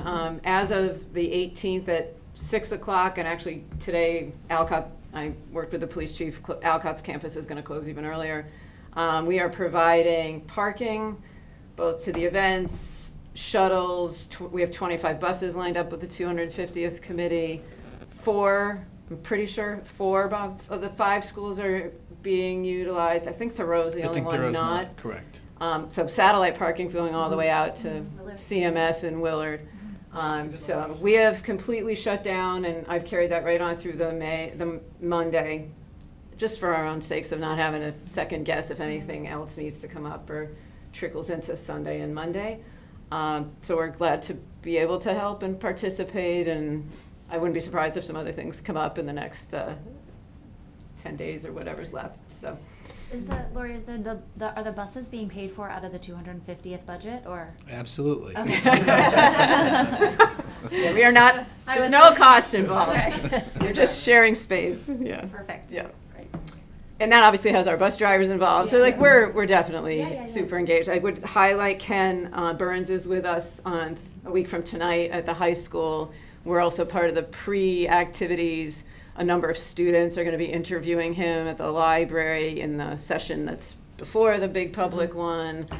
So that's become a real immersive experience. We have 150 or so kids going to Lexington because he's got a daytime event for students that Lexington and we and the other Lincoln, all the neighboring schools are participating in. So a daytime field trip as well. And I really give him and his team credit. The message has all along been we are wanting to be sure this is educational for the students and not just the adults. Of course, we're all enamored and thrilled too, but it's really been a student-centered discussion. I did have a question, and I was directed to the 250, and I did not get an answer. So I saw the students are obviously involved in that, and it looks like Concord, but Carlisle residents were not invited. And I don't know enough of how the 250th is structured. It was just an interesting thing as a regional district that we do things with students, and we have it as a community, and it's nothing to do with the schools. Right. It's the town. It just felt kind of silly that, like actually Boston too, Boston and Carlisle residents were not invited. I mean, I don't know that was an exclusive invitation. It's a strange thing. Right. One thing I do know they were concerned about, and I'm not drawing a parallel line here, the seats at night are quite limited. Yeah. Because they are divided among those four communities. Did they invite all the private schools? I don't know. I don't really know. No, it was really like zip code based. It was just an interesting. I don't know. It's just. I don't know if that goes back to money and who's funding his sponsoring the visit. Anyway, I don't know, Julie. I don't know. Just for 2075.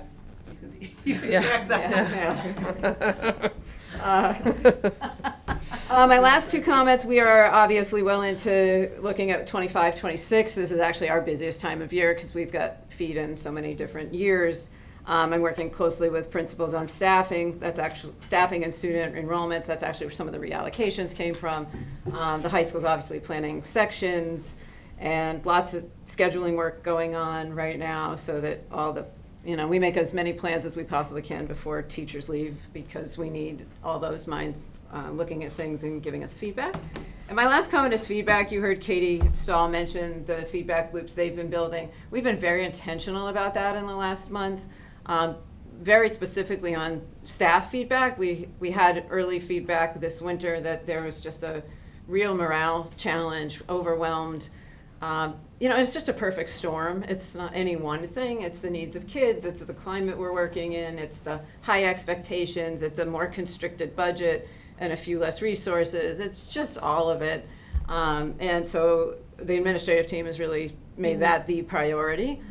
So I have been out and about a lot in classrooms, meeting with staff. I'm on the second round of elementary meetings after school. I'm going through lunches at the high school. I've been through lunches at the middle school, going to lots of staff meetings, just really making sure those loops are happening. Obviously, I'm bridging that out to students as well. We're going to do another round of panorama surveys before the year is out, so that'll quantify where we are, whatever progress we've made or not. And I think this is the priority for the years to come. We're not going to make progress on anything if we don't care for the humans involved and the strain of where we are in 2025 and all that is on the plate is showing right now, even here in Concord, Carlisle. So naming that has become really important. It's in the strategic plan. If you look in the strategic plan, the wellness of the adults is there. It says I would create a task force. We put that call out and didn't get a huge volunteer group. So we're trying these other ways instead, but it really is critically important. It feels COVID-ish to me again of like, boy, if we don't really support those. As you know. Yeah, no, it's everywhere, Cynthia, right. So just can't name that work enough. And while maybe it doesn't feel quite as quantifiable, it's going to impact the quantified outcomes that we're looking this hard at that. And in great news, our staff is incredible. So if we sit with them, we leave every meeting with a doable takeaway of like, oh, we can go do that and change that. So that's become a really big priority. Mm-hmm. So that's some highlights of what's happened. That's great. Yeah. You want to do an update? Yeah, sure. I have a few things. Just first, I just wanted to, Cynthia had flagged this last night, that Ruth Lauer, who is a Concord resident, recently passed away. She was a school committee member and a select board member, very involved in the town, and I just wanted to acknowledge her and thank her service to our community, and also send a lot of love to our family during this time. Also, the longest serving woman on any board, in the board wow. committee in Concord. That's amazing. And a Concord honored citizen. She worked in the town manager's office forever, produced the town report. I mean, she was a fixture under Chris Whalen. So yeah, she would tell you how it is. Has the flag been lowered to now? I have no idea. Because it should be for honored citizens and elected officials, right? I haven't Yeah, been there. I'll drive by. Flag. Yeah, yeah. Well, we can look on our drive home. I think We're we're gonna drive home, New right? flag tomorrow. We're getting a really large new flag tomorrow. Yeah. In the Concord. They're having a ceremony, At so the if you're- town? Actually, it might be Saturday. Is it Again, Saturday? It's so much great. I think it's Saturday. They're gonna have a ceremony and raise the new flag. The other, just a friendly reminder that tomorrow is the deadline for the school committee evaluation. So if you've not submitted that, I have not. And I'm the one collecting them, so please do. You have 24 or 36 hours to do that. And just a caution, you've got to go all the way through. You gotta go all the way through. You and then can't you come back to stop. it. Yeah, yeah. I also just wanted to let everybody know that May 3rd is the ribbon cutting. Thank you, yes. For the middle school. Yes. So it's not just a ribbon cutting, but also an open house to the community. So it's a really good opportunity for anybody to come and take a look at the building that all of us are contributing to. Time. 10 to 12. 10 to 12, yeah. So there'll be a very short. There'll be some focus. student-centered things, and then really the bigger point is to open the building Yeah. up to everyone who wants to come be there. Yeah. Great. Yeah. And then also administrative is that, as Lori said, there's a DESI visit happening, and we need a school committee member to sit in that meeting.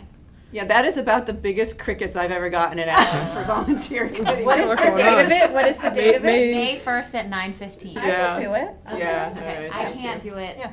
I wrote back and she was like, well, someone has to. I'll do Somebody it. has to do it. Brian had said maybe, or I'll say yes. if needed, yeah. Needed, Sorry. I just have Thank you. At least Brian Okay. responded. I'll say yes. Sorry. I can do it too. I can be Tracy's backup. All right.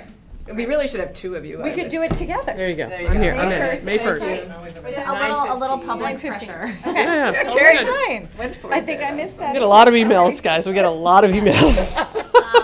And then just my last note is that we will have, I'm saying it out loud because it will be true, a draft of the document by our April 30th meeting for everybody, or story of schools for everybody to look at and review. So there you go. Yes. Pressure's on. Yeah. That's great. My update is that Tracy and I have been working with Dr. Hunter, Bob, and Denise on the CCHS tutors, which we'll talk about later. So that's been in process. I think there's been a couple things with CPAC. Have had a couple of really good, productive meetings. Something that I've learned since going into my second year under my belt now of being on the school committee in Carlisle and then a year here on the region is, we're working with people's children. We're sometimes acting on behalf of our own children, and there's a lot of sensitivity to that. And I think when you have a bad experience, I know I've had some myself, that with no ill intention, you kind of get stuck in a moment. And I think the need to just continue to re-educate everyone as to what we're doing as a committee, what decisions we've made. You can say it 3 times, but if a parent feels like they're not heard, then they don't hear you, and you have to just keep saying it. And so I think we finally did a really good job. Not finally, we've done a good job all along, but I think we had a really productive meeting on the whole topic of literacy. These things take time. As both candidates brought up tonight, we made a decision on things a few years ago. We've been doing things, and now we're having just kind of another phase come into life. And I think, I don't know, I felt like it was a really productive meeting. I know Angel did, and I know the CPAC chairs did as well. So that was time well spent, which was great. The cell phone conversation continues to persist. We'll talk some more about it later. Carrie and I were at the PTG meeting yesterday. It came up again, and I think one of the things you'll hear as we talk is that this is going to be a collaborative effort. And I'm going to just speak about the regional high school, but I think we're responsible for the 6 hours that folks are on campus. We need to work with parents and families about setting expectations. I will say in Carlisle that one of the jokes I've said is like, we have a parent that's like adamant about it, and then I'll see them at pickup, and I'm like, your kid has a watch and a phone in their hand. Like, we didn't send them to school with that, so that's okay. But we need to figure out like, what is it that we want, and what is it that should be like the norm, and how do we do that? So we had some really good conversations. We'll get into those more later. I think just on the heels, I'll just say a learning for me as the chair and coming in from Carlisle, and I think just it felt like the right time to talk about it is here is, we like you talked about AI and the work we're doing here. And one of the things that occurs to me is for those of you in Concord, like, you don't really know Brian and I. We didn't campaign to anyone. You don't know our background. You don't know what we do. You'd have to really kind of look it up. And that was just one that stood out to me because I know what Brian does for a living, and Brian knows what I do for a living, and I talk extensively on AI for a living, and I don't think anyone knows that. And I've had people talk to me about diversity, and I'm like, I am actually a diverse person that sits on the board, and we don't necessarily talk about those things. So I don't know if just something, maybe it will come up in the evaluation, but just something to consider is, how do we tell the public about who we are? Because we are the elected officials, and sometimes I listen to things, not just in public comment, but out in the community, and I'll hear people say things to me. I'm like, oh, I don't think we know each other. I think we need to meet each other. And I think the whole topic of community keeps on coming up. And I brought up the Ken Burns, I didn't mean to take anything away from that. I was just really surprised to have something at a regional high school, and then the region, those people who are in the zip codes that go to the schools can't actually come. And that's not on the part of the school. I think Dr. Hunter and her team does a fabulous job of making sure it's inclusive. I think it's the town of Concord and Carlisle and Boston that, like, as communities, and that's why I've been pretty outspoken to the select board when I've gone to those meetings of saying, hold on a second, I know it's just a school district, but we actually need to work better as communities, and that's why I'm so happy everyone came here. I know I've been sensitive to things around like mental health and the investments that we make in that. I'm so thrilled that it came up so much around social emotional learning, because the freshman class that's at CCHS right now, I mean, they went through an unbearable loss that continues to persist, and the investment that we've made in the middle school in Carlisle around grief and mental health as in general has been so important to their success. And the fact that it continues at the high school, is incredible. And I think just being aware of these things and communicating as communities, not just here in the school committee, but as like a full community. I know we were joking around about the time of when we were incorporated, but it really is important to see the synergies between the towns. So I just wanted to take that opportunity to say that. And can I just say, I'm really glad we're in Carlisle today, and I can't believe we haven't done it until now. So thank you for coordinating this. Because it is important to hear that Carlisle voice. And I think that sometimes it's like, oh, Carlisle sends their members to the region. It's more than that. And so you and Brian have really been great voices for Carlisle. And I think like this should just be part of what we do every year. I think it's important. Yeah, because just like I said to the League of Women Voters, I know Sandeep and Michael are here tonight. Like the Concord school district school committee, you make huge decisions for our budget in our town and our taxpayers. Huge. It just gets passed on to us. It does not. We have a seat at the table, but we're not a majority. Mm-hmm. And I think, to your point, it's just really important. Mm-hmm. Go ahead, Cynthia. Sorry. So I was going to say, most school committees have little bios and direct email contact on their webpage. That's more the norm. So I think that's an easy thing to correct. Yeah. I know you're. I just want to thank the 250th community committee. Oh, for sure. They have worked so hard. Totally. Mostly volunteers. They've made mistakes. Absolutely. Totally. They're human. And totally. I think they're, it's been, you always think you're starting far enough ahead, but you are not. I agree. And so I think they've been scrambling so hard just totally. to figure out the transportation glitches and how to move people around and how to feed people and all those. It's hard. I totally agree. So, and it's not a knock. I think it's more just a call out of a mindset in the community. It's certainly not taking a stab at them. I'm actually very excited for the activities coming up. Okay, great. Can I ask one more question just about literacy? Can you just give us like a save the date for when the presentation's going to be for people that, because I think the last meeting you said it was going to be in April, but I'm not sure. No, if I it's April or think May. we're It can't be aiming in for the April, end of right? May. End of May, okay. We wouldn't do it until we No. pick the program. No, well, and I'm like, we don't, I mean, the next meeting is. I think it's gonna be the last one in May. Okay, The second okay. one, I don't know the date right. Just so people are aware it's coming up. Yep, and I think you make a point, we'll be sure to publicize it to Yep. some extent. Great. Yep, good. I know we have the amenities building warrant coming up under discussion. So Brian, I don't know if you want to do the liaison update for the campus completion or wait. Okay. Any other liaison updates? Just quickly on the middle school. Yeah. Hard to follow up your comment with an asbestos-related comment. Yeah, we had a kind of an out-of-cycle CMSBC meeting last week, right? Yeah, a week and, ago. There was more asbestos found that needs remediation. I mean, you can't avoid it. So we approved $400,000+ change order. Yeah. To remediate it, and there's slight schedule impact, maybe a week or two, but not a lot. So a lot of discussion. 400K is coming out of contingency. A lot of credit to Lori and the committee. Well before I joined to manage that contingency really thoughtfully, so we have more than enough to cover it. But it is a big sum of money, and there was a lot of discussion. No one took it lightly. So anyway, it will be remediated. It'll be trucked off. A week to 2 week delay, and that's that. Yeah. Okay. One of those. That's why there is We weren't, contingency. you hold your breath expecting it could go that way, but then when the dollars come in that high, you just, we've all had sticker shock, and the committee had the right level of response to really dig into the number and be sure it was the best number we could get, but. You just can't mess with this. No. And frankly, I thought there'd be a lot more. Yeah. To that point, could that be a reality? Or is They it are depending on the fall? 99.99% sure they've found Found it all. Okay. Yeah. I just wanted to give an update on the Doug White Fields. We've been liaisoning with the town who's running points on the project. Bob sat in last week, and the RFP is going out imminently, right? Later in April, yep. Yep, and then completion date right now, with a lot of discussion because of some of our pressures, is August 1st. Oh, that's great. Yeah, so we've been really able to work collaboratively on that. It had been a little more fluid and later, and we were getting really nervous about that, so there's a lot of collaboration there to see if we can tighten that up.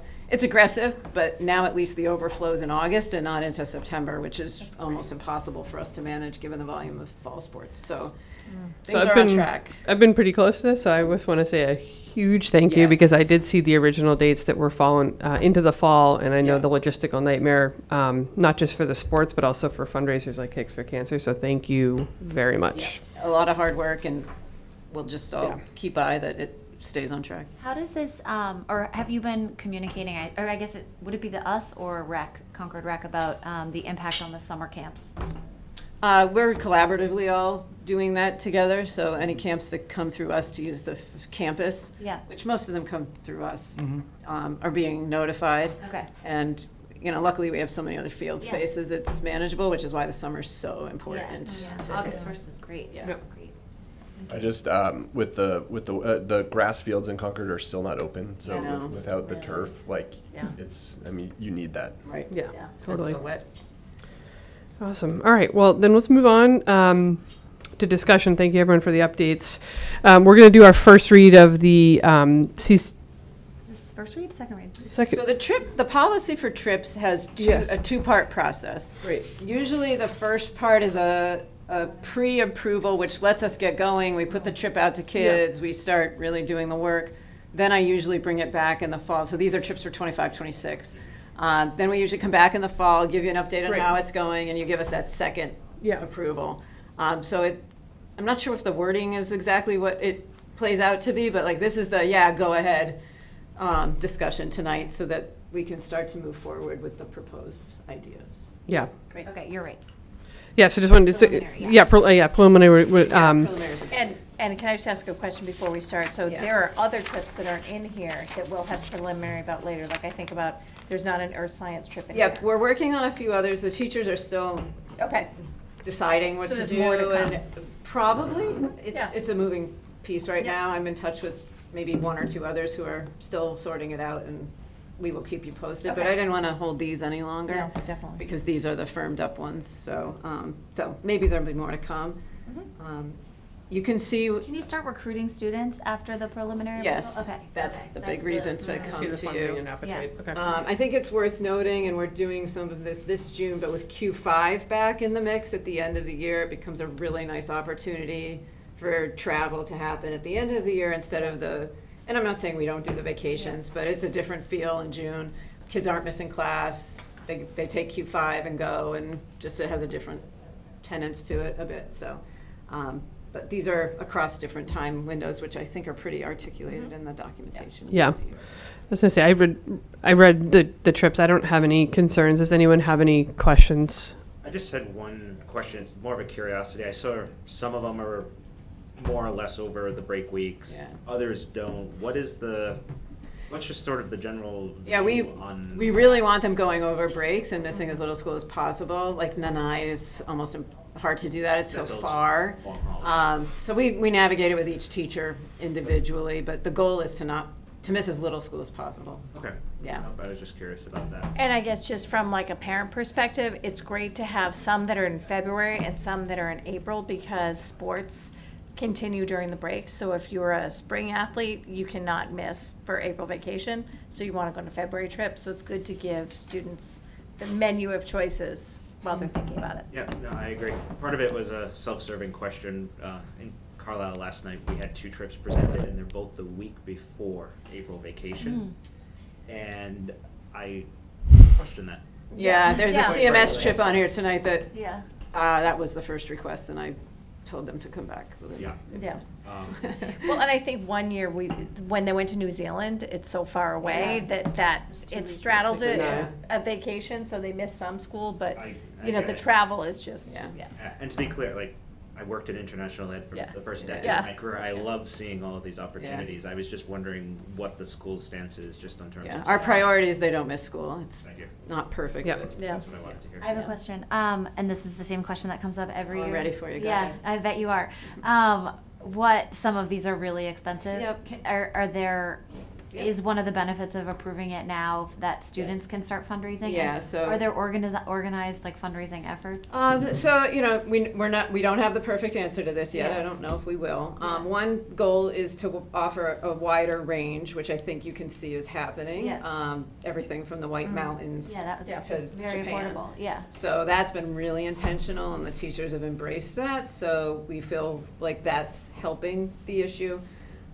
We have $10,000 in the Sharon Young Young Fund, Fund, which we continue to try to replenish. That's one place students can request funding from. We've had to be careful with it Yeah. and limited in what we can give out, but at least it's a spot, the fund is there. Anyone who wants to take on some fundraising, we would welcome that.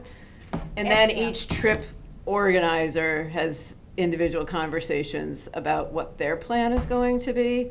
Like the band group is already up and running on fundraising. So there's not any one answer to that. I have to give the individual teachers who do this of their own free time and will. Which some, is amazing. Some It's range. amazing. Yeah, yeah. Amazing. The whole thing's amazing. The Yeah. responsibility to take kids huge. out of Yeah. it is this. Frankly, it terrifies me every time they leave. So it's a huge responsibility, and we are liable when they're out and about on our approval. Yeah, so. and some of the trips have fundraising, like Yeah. if you're using, you know, whoever you worked for, right? I'm not sure if you worked for, but like if you're using a company like that, there usually is scholarship built into that. But on the exchanges, there's not typically, but if it's like a packaged program, they do build that in. I do know that the Parents Association just got a $3,000 donation that's gonna go to the Sharon Young Fund. Oh, that's great. That someone, you know, made a donation to, you know, I don't even, a parents association said, well, I'd like to give to something else, and so they actually turned them to the Sharon Young Fund. But it became, people don't know it exists. I do think that we should publicize it, like. Can you give a quick 30-second overview of what the Sharon Young Fund is? Sharon Young was a principal at Alcott School for many years. She retired, and we established a scholarship fund because she really has a love of travel. She's literally been in Fiji and all sorts of other places for like a month in an RV with her wife, so it's been great. But it was when she left, the Alcott PTG really embraced it, and I think we fundraised about $25,000. But then COVID hit, so we didn't give any money away, and we've just slowly been whittling it down with no additional fundraising. So I have to really just get some guidance if I can participate in that, because I would like to keep it moving so it doesn't go down to zero. Yeah. I think you probably I can think if I we can. delineate I feel like we have this roles. Besides, we did, conversation yeah, every time. We're yeah, like, so. let's find somebody So I'm to just do gonna, that, and I'm just gonna it's work hard. on it. Yeah. I'm just gonna work on it as a pet project, because I Yeah. do think that there are organizations that will give money if people know that it's out there. Sometimes banks will get, like the local banks will have foundations that will contribute, and I think they just need to be asked. I do think, not that we fixed this totally, but I do think we've gotten better at encouraging all kids who are interested to engage with the teachers who are sponsoring it and start the conversation. I think, again, we're not perfect at it. Not No. everyone's going to be comfortable, but we're seeing a difference in the engagement from students being willing, and families, both kids and adults, being willing to say, I'd really like to go, but I can't do it by myself. And I hope that continues, even if we don't have all the answers figured out. Yep. Like, just the message that we want these to be accessible Okay. to all. Yeah, and I think that like kids need to be taught how to fundraise. There are ways that they can fundraise Yeah. for themselves, or if you have a birthday coming up and say, hey, I really want to go on this trip. Like instead of presents this year, go to your family, like go to friends or whatever. So The other thing with the timing, which we're getting our rhythm back, COVID destroyed it totally. We're getting our rhythm back, that putting the trips out now, Yeah. students have summer and families have summer to say, my daughter funded her own college trip like this from the summer job she had, and that was her intention, where that money was going. So, I think there's ways where the communication helps, the planning helps. We're also trying to get a bit of a cadence in like what we're going to offer when, so it's predictable. Like Chris Notsey said, I'll go to Nanai every 4 years, so the band members know sometime in their tenure at the high school they can go. It's not going to be every year. It's not going to be every other year. It's going to be every 4, which I think gives another range of financial planning. So. Yeah, no, I mean, Brian and I have had the same conversations on the heels of what Carrie asked too. I mean, we are a public school district and we want to make sure that things are as accessible as possible. And I think I like Tracy's comment about teaching kids how to fundraise. Yeah. And I think the more that we can talk about it and give the runway, the better. Because I think, especially given the current climate, the socioeconomic diversity that we have, there's a lot of families that are on the cusp, and more so than people would think. I just need to say that again. Yeah. Do you guys have an idea of how many Metco kids go on any of these? A decent number. There's a microphone. Yeah, I don't have an actual figure for you, but a decent number. Yeah. Okay, that's great. That's good Yeah. to hear. Yeah, thank you. I like the concept of if you're going to go, you need to help fundraise. Yeah. Other than I like you that need- too. Yeah, I like mean- a sports team, Yeah, The intention totally. was never to fully fundraise an entire trip. It's to offset the cost, so to really teach people how to do it. And I do think there are a lot of kids that do not fundraise, but they work. And they work during the school year and they want to go on this trip and figure out how to pay for it. So there are parents that require them to pay themselves. I mean, Yeah, totally. they can do it if they have enough time to plan. Agreed. I mean, babysitting rates are really great now, so. It's really Not great for you guys, parents. I was gonna say, Really making yeah, money off the of younger babysitting. child. For your kids. Sorry. Yeah. I know, great for my In the interest of time, if there's not any other comments, can I get a motion to approve the first pass? I'll I make a move- motion. Go ahead. Make a motion to approve the CCHS trips for 25-26, Denmark, Dominican Republic, England and France, Japan, Quebec, and the White Mountains. Seconded. Any discussion? All in favor? Aye. All right. Carrie, you want to take the next one? Yeah, Lori. you Yeah, want- in that same vein, the band at the middle school, and actually we've really tightened up our own internal communication, has sponsored a trip every 3 years for the band. Last time was New York City. It's been New York City fairly frequently. I don't know if Disney's been in the mix, not certainly in my tenure. This time they're pivoting to a trip in 2026 to Disney. If you know, Disney's got a huge music education program in the back of the house. Phenomenal, really phenomenal, and enriched in every way. It's Disney, every way, shape, and form. So that's the location of choice for 2026. They do have the very engaged support of the Band Parents Association, which is ready to run and roll with this. to the accessibility part, and I was talking with Dan Rivenberg this afternoon, you know, we might want some guidance to go to the fundraising. That I think sometimes we try to take the number down for all kids, and I think we want to be sure we're also identifying some bigger subsidies for kids who still wouldn't access it. So that might be something us as a oversight group can bring back to them, that don't just lower the number for everybody by a bit.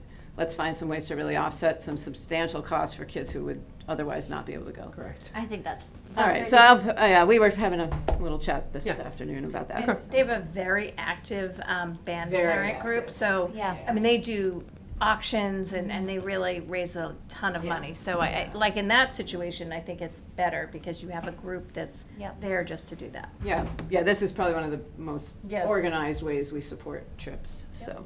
That's great. So this is April.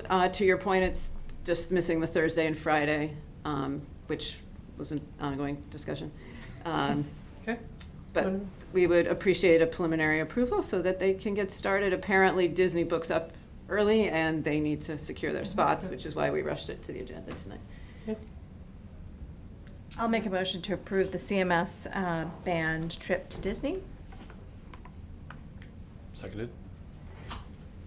This is just a CPS one. Oh, yeah, right. I was wondering, why are you those staring at in- me? Yeah. All those in favor? Aye. Thank you. Michelle, any questions so far? I know this is your first one. You good? Just because we know, see anything CPS, that's why Brian and I stay quiet. It's not that we don't care about the band going to Disney World. I will say, I played in Disney World in 1998 in the band, and it was Awesome. fantastic. Okay, I also did Great. play in Disney in the band in high school, and the behind the scenes is unbelievable, but I was a little bit traumatized, because like Chippendale, like, cut the head off. And they were like, no pictures, and I'm like, imagine Imagine. Disney was Cell phone, yeah. revealed for You me. didn't have time to like pull out your disposable. Don't talk about it. It's a No, public I meeting. didn't. There's being children Oh, yeah, listening. sorry. All right, quarterly transfers. We'll start with CPS. Do I need to share my screen? Yeah, if you would, I think. Yes, because my computer's dead. Do I need a microphone? Yes, I would think so. All right. Doesn't this one work? I don't see one. Oh, I don't know what that is. Looks like the wrong. Oh, that is a mic, actually. I'm using this one. Yeah. Looks easier. So reporting on the CPS quarterly budget transfers. This is as of April 2. Just as a reminder, school committee approval is required quarterly for budget transfers and adjustment, which is the second column of figures on this report. Bob, would you be able to screen share? Sure. Or I can if you. Yeah, I can too. I have it.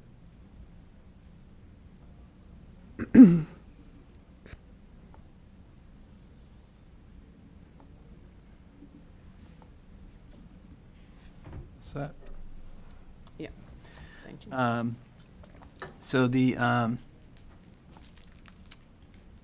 looking at this, I'll just kind of run through some highlights. Looking at the adjustment, transfers and adjustment column, our instructional leadership, we've made reductions of $394,000 from our initial budget. 131 of that is instructional materials. That was intentional. We asked each school to try to cut $45,000 to help us offset some variances in other areas. And the remainder of that is some savings we've had on replacement hires and leave of absence coverage. So that's the main credit. In terms of things driving the other way, other school services includes homeless transportation. To this point in the year, we've had to transfer in $246,000. It's actually going to end up probably being a little bit more than that.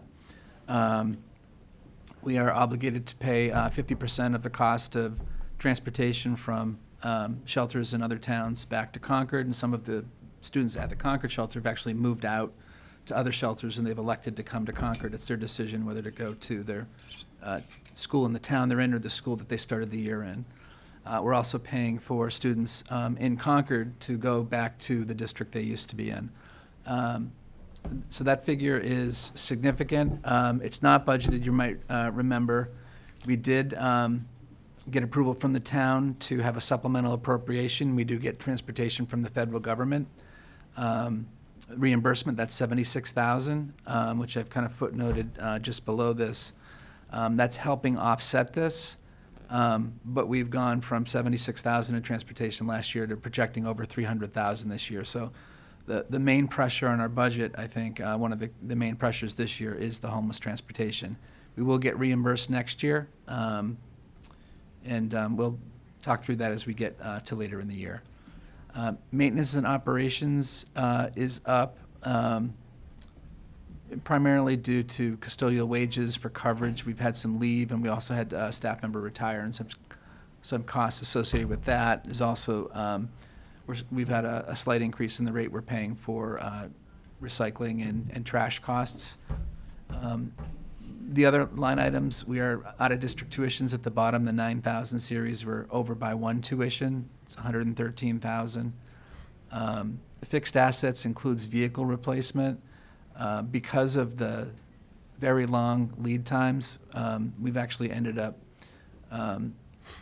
with some favorability because of what we've had to pay. We expected to be paying it earlier. So we've an $87,000 reduction is all related to those delay in buses being delivered.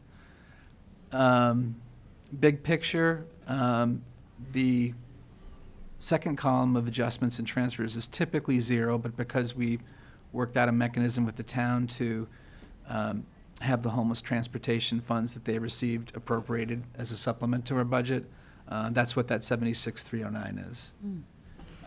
If I jump to the right, encumbered funds, again, is funds we're committed to pay, such as salaries and services we've already contracted for but haven't yet incurred. And it also includes, things like electricity that we set up an estimate of what we anticipate to spend. Our balance is $417,000, the second to the last column. I've shown a pending adjustment. We haven't yet applied IDA funds as of when I prepared this report. So that $500,000 credit will come back to the budget when we apply that to offset tuitions. Bottom line where we are right now, 3/4 of the way through the year, is we have a $917,000 balance out of a $46.5 million budget. What's left in that adjusted balance is a little bit tight. There are things that we know we're going to spend that we haven't incurred yet. For example, the town of Concord charges us for trash once a year. That's going to be $104,000. Vehicles are going to arrive that we will be ordering. That'll be another $65,000. We'll have substitute teachers. We don't encumber those because you don't know for sure that you're going to need them, and when they show up and do their work, that's when the costs are incurred. We also have some money set aside that we haven't spent yet for ELA materials and curriculum. So I think this is, we're in a place where it's fairly tight. We're paying close attention to it. We're trying not to impact instruction at the same time, which is a challenge. At some point I might become more nervous and talk to Dr. Hunter, but We just trade who's nervous. As long as we both don't get nervous at the same moment, it's okay. Seems healthy. one thing that we did get assurance I'm from. serious, actually. I think that does sound healthy. One thing that we do have assurance from the state on is that we're going to receive the $104 a day funding for students in our district who are living at the shelter. And that could be a couple $100,000, and that'll relieve some of the pressure here. Maybe we'd apply that to some of our costs to support those students. Is there an update on the shelter in general? It's status quo. August 31st is the date. We're definitely seeing families continue to be placed. Yeah. And the Waltham families all came over and filled it. So now I think the continued goal is placement. So there's still a regular stream of people being housed, which is good news. And I think that's the path we're on. I still think it's a risk, because when does the school year start officially? The 28th. So it's still Then we could be on the hook for a huge amount. really important timeline this summer. That's correct. One thing I will highlight is that we were able to arrange, a lot of the students in Waltham are going to the same school. Yeah. So we were able to arrange a bundled, larger van instead of paying for 5 vans for 5 separate students, which is a lot of how these transportations get set up. So we were able to spend a lot less than we thought. We were concerned, they might be going to 6, 7 different schools in Waltham, different schedules, and so it worked out to be a little bit less of an impact. But just so I understand, if there's 100 kids in the shelter between August 28th and August 31st before it closed, we are on the hook for their entire educational expenses for the year, transportation. And they would have the right to stay and be transported back. We would either have to go get them for where they're going and bring them back to Concord. Yeah, which we're doing a lot of Right. right now. What is the state saying about that? Like, are they giving you any indication? Yeah, of- when I took the call a month or 6 weeks ago, the leading message from the state was, we know we need to watch that August timeline. So between DESE and the state, I have direct contacts that we've talked through this whole process. So I think as spring comes into summer, we need to be really carefully attending. Okay. And then, Bob, remind me, the homeless shelter transportation costs eventually will get reimbursed 100%? It was no? pretty close to 100, if it's not exactly a minute, but I think it was 90% one year, but I mean, so I'd say between 90 and 100, which is a healthy, pretty much I assume most of it. We just don't know when we'll get it. It was Like May 18 last months? year. It'll be, I think, May or June this year. So it's late in the year. And the money that we spend this year, Comes out of our- so the money that we spend this year, the 300, we'll receive next year, and Concord will appropriate it to us in '27. So we're basically going to get paid back after the fact. The pressure it creates on us is what it effectively means is we end up spending down some of our other reserves, like circuit breaker, because we have to find some offset. And I won't go into the details of the mechanics, but we end up reducing some other reserves, and it allows us to pay it back and restore those reserves when the reimbursements come in. And so I do appreciate, Dr. Hunter and I appreciate the support of the town in kind of recognizing that and directing those funds to where those expenses are. And that's state funding, correct? Not federal? Federal, it is federal. It is Federal, Federal. yeah. So is there a risk to that, or? I haven't heard any discussion of the homeless funds. That's all I.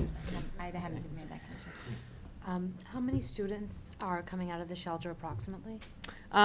Willard has just under 40, middle under 10, high school under 10. Is it possible to bundle those students with other buses that already come in to those schools? Yeah, we've done as much as that as possible, and now that they're being housed, so, if we have a group of kids in Littleton, we consolidate them all and work. We have a really great vendor we're working with that helps us maximize things and be efficient, as efficient as you can be, with really high costs that the vendors are all offering right now, so. Should we vote on the CPS transfers? Yeah. Do you want to make a motion? I make a motion to approve the CPS FY25 quarterly budget transfers as presented and written. Seconded. All in favor? Aye. Aye. Great. Thanks, Bob. All right, on to CCRSD.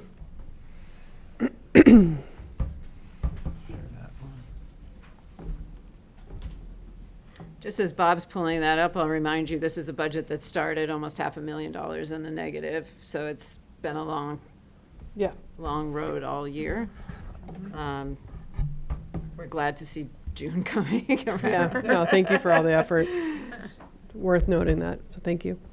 That's every year, right? Yeah. Well, thank you, and this is where we'll remind you, thank you to the Concord and Carlisle communities. That isn't where we're going to start if guideline and all that plays out at town meeting. We're going to start in the black for the first time, and it'll be the third year that we have, it'll be 3 years since that's happened. So Right. it's a much. And again, that's a big part of the work we've done with FinCom on CPAC and the out-of-district tuition. So I just want to make sure that's crystal clear. Yeah, we're just really grateful. Yeah. In fact, can I just give a shout out? I've been on a little discussion with the staff, talking about the state of the budget and the stressors on it. And the high school broke into applause when I said the FinComs had put out of district, out of guideline. So it's all very, very appreciated. Yeah. Well, especially when you hear like Angel talking about families moving here from Texas, that could come in July, and you're just like, okay. Yeah. Yeah. And that was quite an exercise, and I know we shared it back in the fall, but it might be worth sharing at the next meeting. That's the work we did with Lindsay Liss, Eric Dahlberg, and Lois from FinCom, myself and Alexa and Dr. Hunter. It's a huge number, and we don't want those families to have to keep coming back and defending themselves. So, all right, let's move on. So the regional budget transfers are shown on screen, and I think I'll explain this more by starting from the bottom. We talked about the out-of-district tuitions. We've had several placements, more than we budgeted. Some of these actually happened last school year after we had set the budget, and some of them this year. So we've had to increase our out-of-district tuitions budget by $766,000. And I should add too, these are net figures. We have, the costs are actually more. We have circuit breaker and IDA grant funds that offset these. But so the 766, we knew we needed to come up with that. We communicated it early back in August. We were $500,000 over at that time. So in terms of how we offset that, the fixed charges line, the 5,000 had a reduction of 428,000. That is all the OPEB contribution. 425,000 of that is OPEB trust contribution. We took the OPEB contribution with the approval of the school committee and redirected that to cover the out-of-district tuitions. A portion of it. The other pieces that are covering it, we had a position for a tech specialist at the high school. On the top line, district leadership and administration, that's where it's classified, that we elected with the discussion with the administration not to fill. So that saved us $70,000. There's some other savings in the district administration line. So close to $100,000 of the out-of-district tuition was offset there. And then in instructional leadership, we also made some reductions to instructional materials like we did at the elementary and middle school. In addition, we had a teacher that, based on kind of reevaluating the needs of our students, reallocated their time to be significantly more dedicated to CPS. So 0.8 of an FTE special ed teacher shifted. And we've also had some replacement hire savings with some senior, experienced, highly compensated staff retiring and being replaced by lower cost staff. So those are the factors that have kind of offset the out-of-district tuition budget and helped us get through to a point where we're in, I guess, relatively steady footing. In terms of what's left, when you see the balance at the far right of 2.8 million, it's a little bit misleading because debt service isn't encumbered, more for mechanical reasons, but in our system limitations. But what I've done at the bottom here is I've shown fixed charges for benefits and debt service are not encumbered. We will spend those. I know we're going to spend that a little bit over 2 million between those two accounts. The trash and recycling, we get a one-time, full year charge from the town. So with those being deducted, we end up with a balance of 765,000 remaining for this year, which is tight. This is the first year that the region's been actually tighter than CPS that I can recall, well, in my 3 years here. So we're paying attention to it. We do have a healthy circuit breaker reserve. If we were to have more money and went over in a certain budget line, we could put more of the out-of-district tuitions into the circuit breaker account. It started the year at about 1.1 million. So there is that safety net. We also will, I think, anticipating some additional funds coming in from non-residents who tuition into our special ed programs, and as we apply those, it basically frees up some money in other parts of the budget. I think we also have some significantly smaller amount of homeless grant $104 a day funds that we'll get for the 6-7 students we have. Under 10, but yeah. But so there is some things that will help. But overall, it's been a tight year since August, and I think we've managed it to a point where we're in relatively steady footing. Yeah, no, it's been great. It's great work. Any questions or comments? Okay. Can we get a motion to approve the quarterly transfers? I make a motion to approve the FY25 quarterly transfers for CCRSD as presented this evening. Second. All in favor? Aye. Right. All right, now let's move on to the fiscal year 26 CCRSD budget. Anticipated E&D balance. Sorry, I skipped that one. Anticipated E&D balance, yes, for fiscal year 25. I have the memo up, but I did not say it right. Should I share this too, or should somebody else want to do this one? Or? Go for it. If it works for you to go ahead, so Okay, you can I will. scroll while you All talk, right. we'll let you do it. Yeah.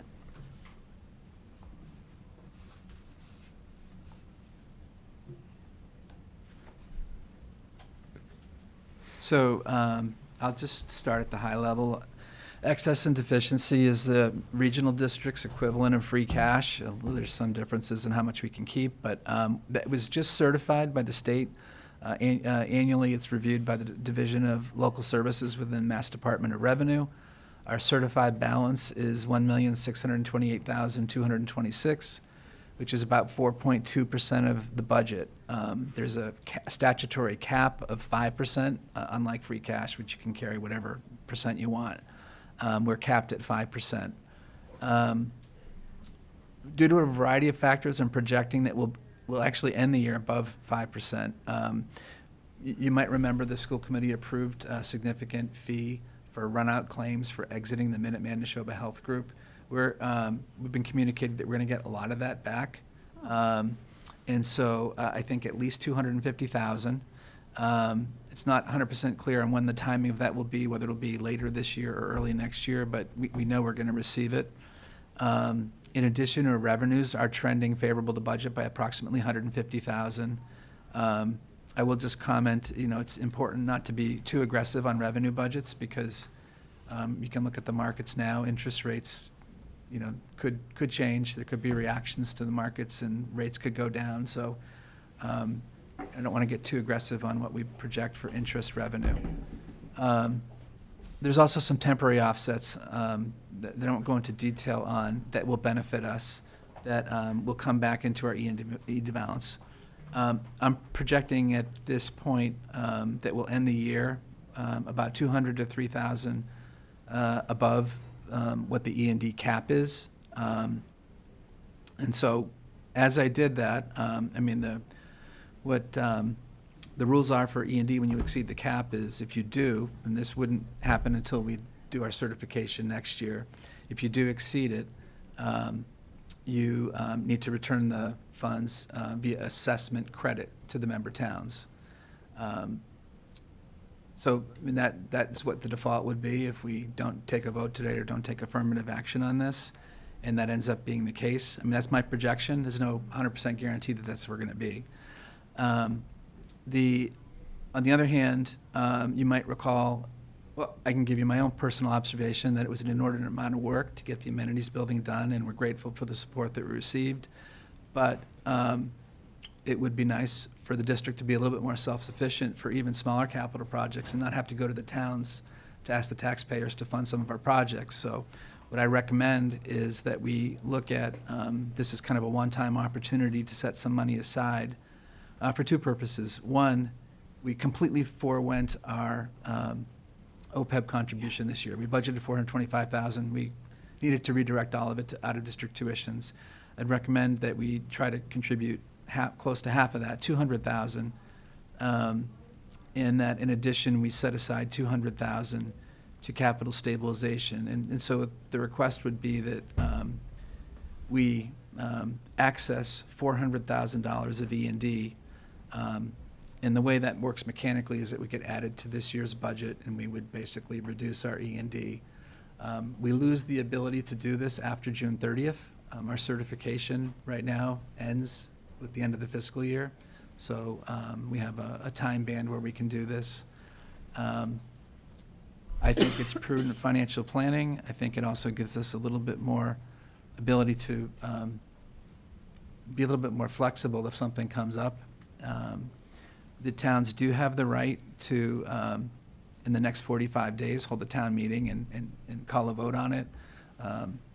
My belief is that this is, to me, a little bit of a no-brainer, that we set the money aside for things that we've already committed to do, such as committing to OPEB, a smaller amount. I know Carlisle said maybe a little smaller than we've been doing, but this is smaller. And then we set some aside for capital stabilization. It looks like we're going to come in under our target for the amenities building, but you never know. So this would give us a buffer for us to cover that funding. Or if anything was uncovered, who knows, during the process. So I've outlined. Yeah. Well, and just so timeline, because if Concord borrows the money and it's approved at town meeting, there's a ballot vote in July. Like, you're into the late summer, fall before you go out to bid, and that feels like an eternity with the way things are going right now in the economy. So you don't want to come up short at the last hour and then try to figure out where to get that money from. So. Right. Or you think about things like the air conditioning. Yeah, which or comes the, out. I mean, yeah, there's always a list. There's always a list. Yeah. Bob, is that 5% of budget? Does that include debt service or no? Yes, it does. Yeah, it's capital and operating. Yeah, okay. It's just we just presented it as one number, but yes. And the 50-50 split, that just felt reasonable, or was it mathematical? It was really just, I thought, we should try to do maybe close to half of OPEB, and I didn't want to try to take too much out of E&D just in case some of the projections are off a little bit, but I also felt like this is, maybe it's not a one-time opportunity, but I don't know that we've had this opportunity in a little while. Yeah. Feels like It's been a long No, yeah. And it's not additional spending, is the way I look at it. I mean, we're contributing to meet a retirement obligation for the OPEB trust. Let's catch up budgets. Yeah. There was some talk about allocating a little bit of funding towards Throke capital. Is that, can we take that from here? No. No, this is just regional, just the high school. Yeah, okay.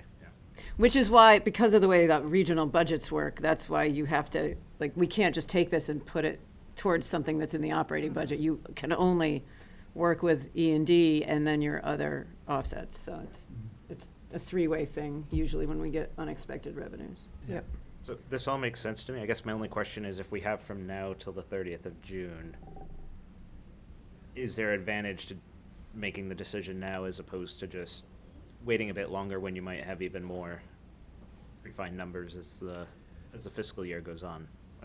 I don't know if I should say this, but we're just approving it. You're not. Think about it then, Bob. If you approve it later, then the towns have to work with your 45-day schedule. Yes, So it's that's I have 7 days to communicate the vote to them. Okay. And then they have 45 days to call a town meeting. So now, Oh, so you have, okay. so you're thinking because there's forthcoming town meetings that you want them to know? You know what, we should be above board. Yeah. Which is why we're having this conversation. And I agree. I was just curious about now versus May or June, so. Yeah. I understand. It's practical to do it today. Yeah. It's timely. Yes. That makes complete sense now. I'll make a motion. Yeah, sure. If we didn't have a good relationship with the towns, you could do it on June 29th, and they'd have to call a separate town meeting. But we do, so. Yeah. Yeah. So I'll make a motion to vote to approve the use of $400,000 in E&D funds to increase the FY25 CCRSD budget and utilize the funds for the purposes outlined in this memo. Seconded. And we don't have to specify. Any further the discussion? motion. Yeah, we don't have to specify the amounts going to which in the motion language. You said it the way that But you, Okay. you said it in the if you're memo. blessing what we're doing, we're gonna do what you've authorized us to do. Us We're to not do. gonna, we're not gonna change. Okay, great. Okay, no further discussion? All in favor? Aye. All right, now we can go to the fiscal year 26 CCRST budget. Okay. We had to make it worth your while to come Yeah, out here and that's crutch just us. on. Hang on, trying to find it. So this is more typical for us because you have to revote the budget after E&D, well, you have to vote the budget after E&D is certified. We tend to be a little off cycle of that with when we bring you budgets and then E&D gets certified afterwards and then we have to go back and you have to re-vote the budget. It's formality. So Bob's, I thought it was Gonna very give you the clear in the memo, numbers. Bob. Technically, we weren't authorized to use E&D until it was certified. But we know realistically it's gonna get certified, so we've included it in the budget. Otherwise, we'd have to assess 300,000 more. We do, just as a point, I didn't mention this before, we allocate $300,000 of E&D each year, right now, currently, the last few years, to offset assessments to both Concord and Carlisle. So I just wanted to point that out too. We're cognizant of the balance being substantial and that it can help with the assessments for both towns, so we do that. So yeah, mechanically, we just need to revote what you already approved on February 26th, since the E&D has been certified and the motion's here. And we submitted it, I would say, we submitted it a little earlier this year, but there was delays with them certifying tax rates in other districts, so we were backlogged for about 3 months before they could approve it. So that's partly the reason for the delay this year. Do you want me to do? Yeah, go ahead. I move to approve the Concord Carlisle Regional School District proposed fiscal year 26 budget in the amount presented above, and the resultant assessments allocated to the town of Concord and the town of Carlisle per the regional agreement formula. Second. Any more discussion? All right, all in favor? Aye. All right, great. Thanks, Bob. So moving forward, I think for the amenities building, we all have had the documents for quite some time.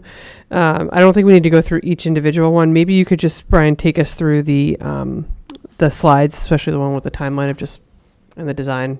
Yep. Other than that, I think we can have a discussion about this, but I know Brian shared these documents several times over the past few weeks. It's in the pre-read to the public. If you have questions. The only new raise them. thing actually is the design of it. Yeah. Which is in the slides. Correct. Yeah. Yes. So if you want to take us through that quickly. While I'm pulling that up, Bob, do you want to just maybe give the latest in the last few weeks in terms of design and the meetings with Gail? And I'm going to... Sure. So we've met with Gale Associates and S3 Design. We've kind of looked through site plan. They're at, they have a 75% design. They're going to have the 90% design shortly. The most recent cost estimate's a little bit over 1.6 million. That's the construction cost, and it includes a small contingency, maybe not quite enough contingency. We might consider adding like a few more percent to bring it closer to, say, 1.7, just to be safe. But they're working fast. They've kind of shared it and offered feedback to us. We're content with where we are. There may be some minor selection of finishes that we need to look at as we move forward. And they've kind of done some analysis of the site work and site prep they'd need to do and where they'd need to connect to sewer and things like that. So they've worked through most of that. The schedule is the piece that we'll have to sort out when, because of the amount, this might get pushed because it has to have a separate vote. Yep. Yep. Okay. Yeah. So, the subcommittee has been very busy. Tracy, Alexa, and me, we continue to meet nearly weekly.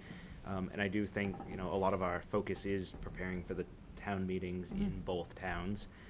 So we did put together the slide deck that will be used in Concord. It will be reformatted to meet the Correct. Concord look, and likewise it would get formatted to meet the Carlisle look. But just to run through, we do have the warrant language for both towns. Everyone in this room is well aware that Concord will be borrowing, whereas Carlisle will be using CPA funds. Right now we have a placeholder for Carlisle of $450,000. I just want to be clear that that's actually, even at our 1.855 range, this is still just a little bit higher than that. I think our CPA application was $432,000, or up to $432,000. Dr. Hunter, do you want to talk a little bit about what presenting at the Concord Town meeting? Yeah, so I actually heard from the Concord Town manager yesterday with the question of who was going to present. She was expecting, I think, because I usually present at town meeting, I think that's why it started Yes. this way, suggesting that I would present the slides and then the town would present the financing plan, since they're the ones going out to bond and do all of that work. I actually think she took a question that I didn't have an answer to and gave us a great solution.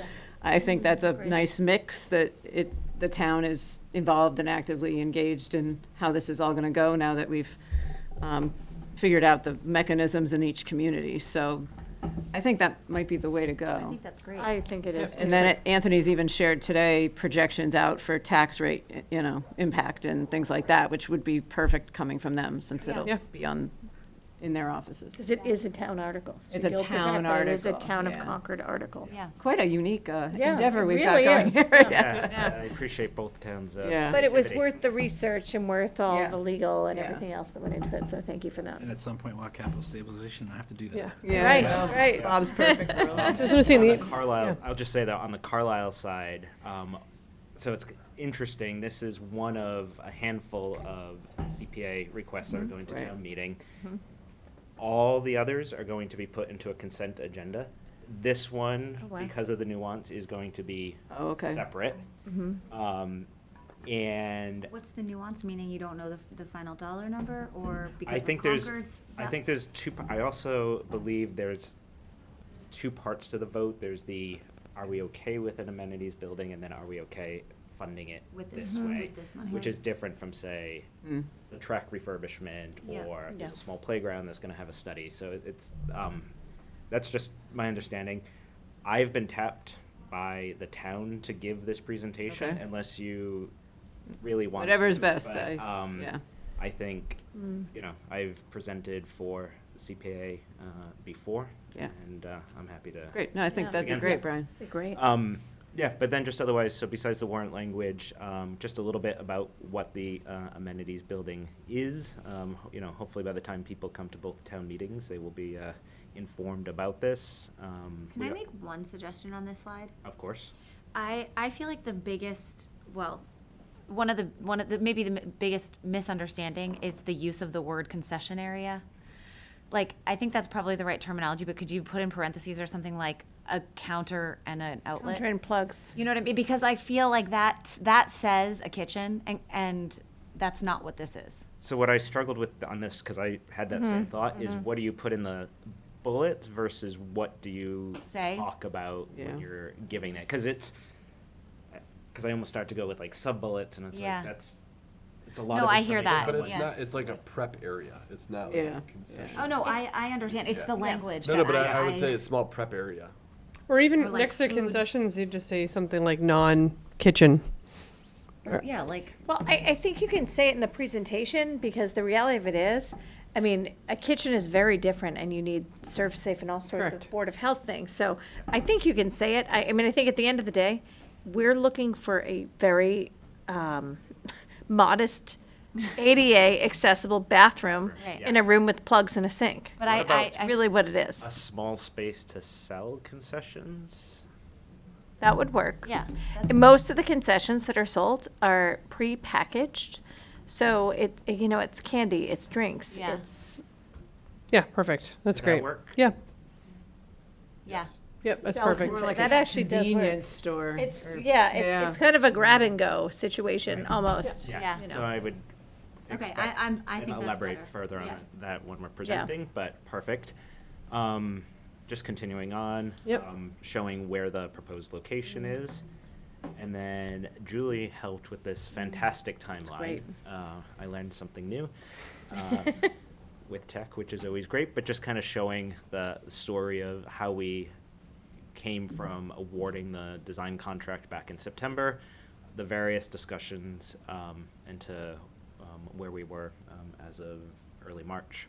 So. And just the effort that, I mean, I just want to say for, I know Alex is not here, but Tracy, you and Brian, I mean, you guys You did too, so much, like, in here. I mean, I think we just want to make sure everyone knows just no stone was left unturned to try to find funding. And obviously we were successful in Carlisle, not quite as successful in Concord, but that's why we have town meeting and I'm go still forward. waiting for that final report to go, back to Senator Barrett's office, Right. where Yeah. it wasn't a hard no. It Right. was a no, not yet. Yeah. And Yeah. you know, the final report feels like a good time to just go back and check in, and, you know, same for Okay. Representative Cataldo's office. Yeah, that was my question when I looked at this timeline, and I'm like, should we be going back and just asking again before town meeting? Yep. But I think have as much detail as possible before we do that. Definitely. I just had two thoughts on this slide, which I love. The one is, can we move some of the arrows to the bottom so that it's easier to read? It's just really hard to read with all of the language on the top. Just a thought. I'm looking at Julie because she used a It's just. to do it, so. And then my other Perhaps. thought is it worthwhile to add on to the timeline to like completion, project completion? Like if we were to pass today, this is what the timeline would look like. I don't know if we 'Cause know it. We don't know. We don't know that, yeah. This is kind of. The ballot vote is throwing that a little bit. 'cause Wouldn't that be July? If they go along with the first, I mean, that was just Kari's first Yeah. draft of the timeline. And I then we have just- to go to bid, and I don't think Yeah. we're Okay. 100% sure. I think that this slide just represents all of the asks that we've done to try and find additional funding, so I wouldn't want to confuse that with the project. Yeah. Like, this is, you know, we have not left any stone unturned, and I think that Totally. that's important to present that. 100%. But yeah, we can simplify. I can simplify the language on the top. I don't know if I can move the arrows, but we can definitely simplify it. Not a problem. I'm just curious, is it too late? Yeah, so we've had to submit our deadline for the hearing next week, which is the first round of formal slides, was yesterday. Yep. We gave them a draft of this, knowing you were going to talk about it tonight, so they're I pretty don't feel flexible strongly with about it. us. I but- don't feel strongly. I just think it looks Yeah. very like jumbled, and I think that's part of the. And we could do point, one thing at the because it was hearing and very another busy. thing at Yeah. town meeting. We don't have to. Okay. But I don't want the jumble of us to lose the like. Yeah.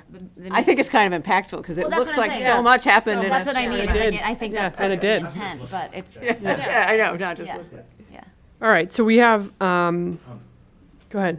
I do have a question regarding the project. After what Andrew was saying about the roof and the asbestos, did Gail do ground environmental testing when they? Yeah, they did? they go through all that. There's a lot of permitting involved, yeah. Good question. Just. Yeah. So the other things that are on here, the FAQs, which I know you've all seen. Ryan McLean, the Carlisle Town Administrator, is very anxious to start to get content for what's Yeah. coming up. We'll put it on the district website as well. The outreach letter, if everyone agrees, the subcommittee thought it would come from me. But Yep. that's open That'd for be great. discussion, but I would love to just start sending these things out. If we need to get on other people's calendars. Yes. For example, I'm going to Carlisle Rec the end of this month just to talk about it and make them aware, for example. So. Do you want to tell everyone about the podcast on Monday? Oh, thank you. Julie and I will be recording a podcast, not Julie's podcast, the Carlisle podcast, where we'll be talking about it with Ryan McLean, the town administrator. So that'll be another thing that'll go out on various forms of social media. That will be able to use in Concord as well, or it'll be Carlisle. You could use the recording from it. And it's gonna be. Yeah. It's gonna be on the town's Instagram page. It'll be on the website. You are more than welcome. I mean, it might be a good way to pilot it in Concord to kind of see, like, is this how people are accessing information? Yeah. We can certainly share it. Which I do need some photos from you still for overlay of current state and. Oh, the current state. And usage of the area. Oh, yes, yep. Just so it's For not- the FAQ. And for the. And for the podcast to, like, podcast. show Oh, what's for the there today. podcast, oh, yes. Yeah. I have those pictures. Thank you. Yep. But, sorry, Julie, that's everything. No, that's great. Share. What I was going to just kind of summarize is so we have the FAQ, the outreach letter, the warrant article. The warrant slides. Did anyone have any feedback, or can we move to get a vote for all of them? I'd like to make a motion to approve the FAQ document, the outreach letter, and the warrant slides for the amenities building. Second, did. Any more discussion or questions? All right, all in favor? Aye. Aye. Great work again. Thank you. All right. So I think what I'd personally like to do, and then Carrie, please see if I miss anything or add your own comments or flair. The cell phone policy update and discussion. I know this is like top of mind for so many people. So I think what we wanted to make sure was clear on our policy subcommittee for the cell phone policy. It's number one. One of our goals for this year was to discuss cell phones. We've already started to do that.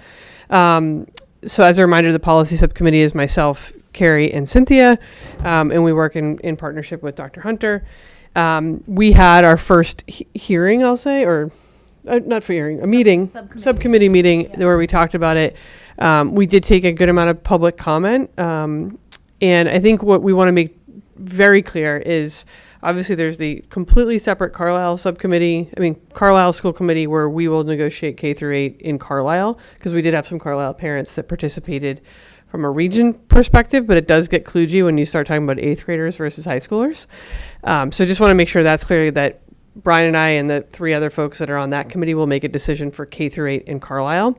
Are you guys talking about that now, or like this? We haven't yet, because officially it's the current. It's not policy per se, but the handbook is a way for the day. Yeah. And there's signs when you walk in. Yeah. And it is enforced. Concord. Yes, and we haven't had any major things that have boiled it up. And then there is the K through 8 in Concord that Carrie has purview over as the chair, but also is just part of the discussions we have in the policy subcommittee. And then there's the region. And so one of the things that we discussed is that there's really going to be, taking away the Carlisle part, on the region, there's going to be a high school process that we will go through, and we're going to have a separate process. This is what we're recommending as a policy subcommittee. One process to look at for the regional policy, and then another process that you would go through as the Concord Public School Committee for K through 8, because they really are probably 2 different needs. I think we've heard over and over again about the away for the day. It's just the how might be different. And the reasons that have come out so far from the high school perspective is there's a couple of things. One, it's an open campus. 2, we have students that have Flexbox that are going to community colleges, that are going to a number of different programs, and they're going back and forth. And so just trying to figure out how to manage that from a logistics standpoint. Those are just questions. This isn't necessarily a barrier. It's just something that we have to consider more so versus the K through 8 setting. The other piece is that we do want to make sure that we're cognizant in all things K through 12 for medical devices. We live in a very digital world right now, and a lot of really wonderful tech has come to market, and we know that cell phones are a big part of that, so we want to be mindful of that. The other piece that has come up has been on, I'll say, insurance. Cell phones, especially now I'm sure everyone's seen the commercials about Apple flying in the 5 planefuls of tariff-free phones. Phones are like $1,600, and so when you're handing over a cell phone to the school for away for the day, if that was something that we did want to do, we haven't said we are going to do that, but that's one of the suggestions that has come up during public comment and inquiries that we've gotten, is then the school is now in possession of a $1,600 device, and you times that by 3, 4, 1,200 students. That's a tremendous amount of risk and liability for the school to take on. So we just have to inquire about these things. We have to figure it out, and we have to figure it out for the region, and then you all have to do it for K through 8 in Concord. So with all of that being said, what we've started to do is just kind of aggregate these questions, these concerns. All the while, the most important piece is the concerns we have on mental health with students, and making sure we understand that. We also know, Dr. Hunter alluded to it earlier, we are so mindful of the feedback that teachers have given, just on how much stress that they're under and just the responsibilities that they have. We've talked extensively over the years about safety and the things that they're doing around safety.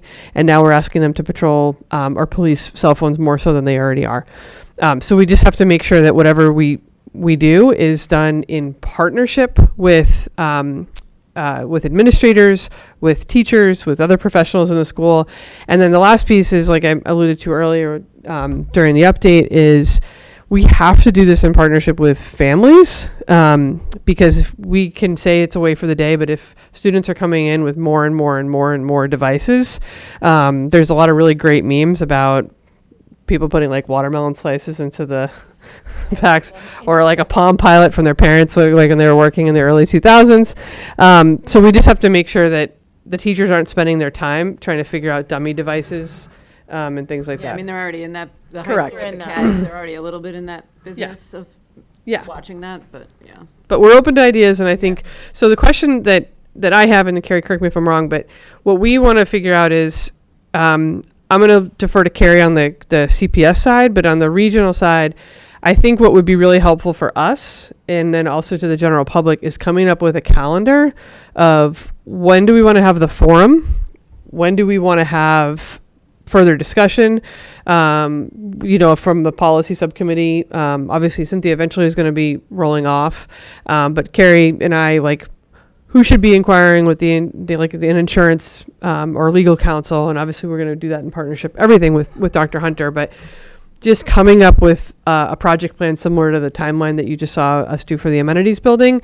And then that way the public will know, okay, this is when the forum is going to be, this is when we're going to have open discussion, this is when we're going to be talking about, I'll say the social emotional side of it, this is when we're going to have talks about the budget in terms of, do we need to invest in, what are they called, the cases? Yonder bags. Yeah, the underbags. Do we need to invest in somebody managing it? Do we have to work in partnership with the PTOs? All of those things, and I don't have a say on as an individual on this. It's more, that's the thing. So we are proposing that we come up with some kind of a project plan. We would do that at our next policy subcommittee meeting, I would assume. And then we would bring that back to you to react to, and then we can start to publish these things to the general public, so that everyone knows the calendar of when we're going to discuss such a really important topic. Did I miss anything? No, I think that's really great. The only thing I would add is, as you're thinking about a timeline, as the subcommittee thinks about a timeline, two things. One, do you all feel comfortable with that happening at the subcommittee level? Or is that something that is this something at this point that ought to just move to the full committee? Is my first question. And then the second piece is, I think we will totally be separating K to 8, because K to 8 already has a bell-to-bell. It's just it's a question of enforcement, and I feel like that's just a very different conversation than the one that we would be having at the region.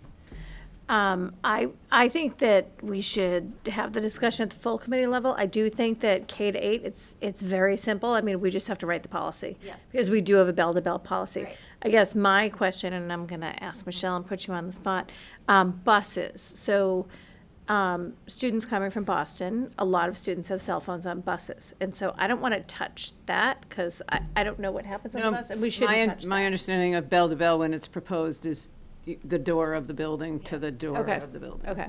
And I would agree, because even my daughter's in kindergarten, Yeah. so she has a watch, so I can GPS track her. Totally. And I think that's important, especially when you're sending your kid, 30 miles away. Yeah. I totally agree. That's something that I think, for K to 8, we do have a bell-to-bell policy, but I think we need to have an understanding that is definitely a necessity. Yeah.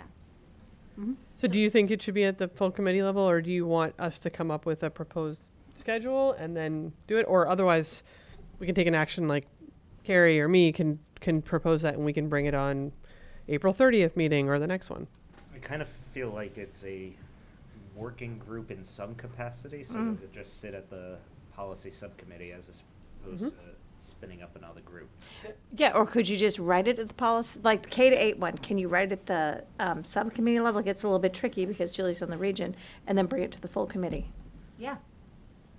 Just to review. And I think the timeline, I think especially from a process standpoint, it makes sense to have something to react to. So I think that sounds good. My other question is, as the subcommittee reviews or discusses this policy, especially at the region, I think K to 8, to your point, is much simpler. Yeah. As you think about the region and we think about a timeline, given all of the context that Julie just shared, I think that we should have a committee conversation about, I don't think this is something that we can accomplish by June 30th or June 3rd when the committee shifts. Reorganizes, yeah. Yeah, reorganizes. And so I guess my question is that, does everybody share that sentiment? that this is like a longer term conversation. For the Yeah, region. for the, For the region. I will say, for the region, it's absolutely a longer term conversation And because I specific think. to the region, yeah. like given the content, I feel Yeah. like Julie did a great job laying out all of the Right. many variables and questions and. Well, only because I feel like we need to get teacher input. That's Yeah. absolutely critical. You need student voice in there somewhere. And obviously, it's going to be our policy that we'll own, but I do think that some work needs to be done, and that's not something, I don't think we can get that done by June 3rd at all. Yeah. Because the spring really moves quickly, and there are plenty of ways to get student voice at the high school, whether it's like Senate or government or our school committee reps or the Challenge Success Group. Like, there are multiple ways to get it, but the spring is super busy. Yep, I would And I wouldn't want to rush through that for the region. Okay. And while it's not maybe meeting the goal per se, I think just, even if we walk away with a timeline and a plan for next year, like that's, I think that is meeting the goal, because the goal was, it wasn't to have a policy, right? It was to discuss cell phone policies. I don't I know. think it was to approve something, but I think that, Okay. yeah, but I think, I mean, we have to be nimble and, Do the like right I said, I mean, I just did the math. I mean, like for just 500 phones at the high school at $1,600, that's like 800 grand. 1,300. Yeah. 1,300 for students at the high school. Sorry. Is that the cost of a phone you're talking about? No. Oh, no, 1,300 students. No, I'm saying times- technically the cost of a phone of now upwards towards Oh, 1,600. yeah.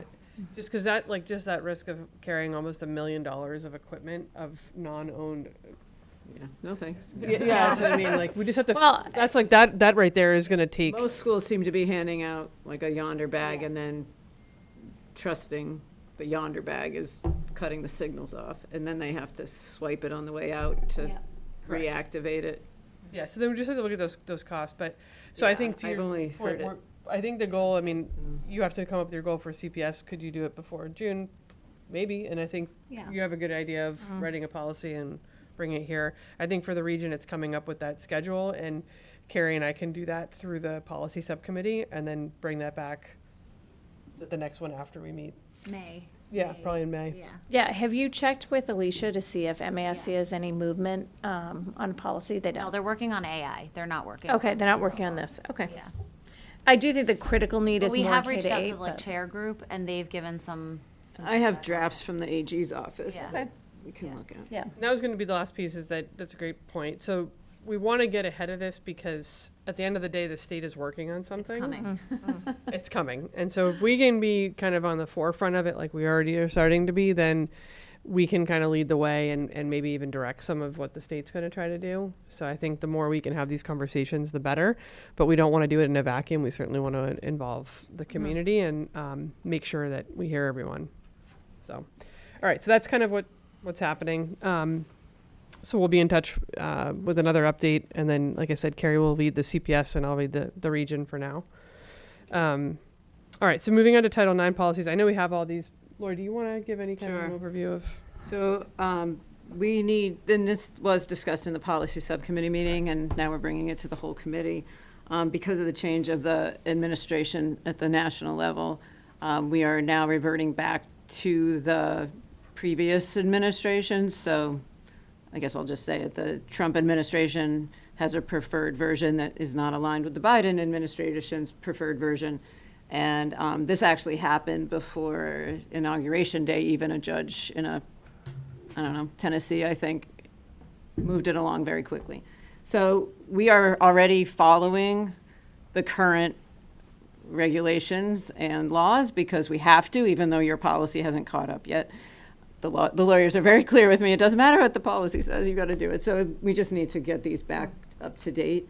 We did the redlined version for you so you could see some of the changes. Some policies have more than others, for sure.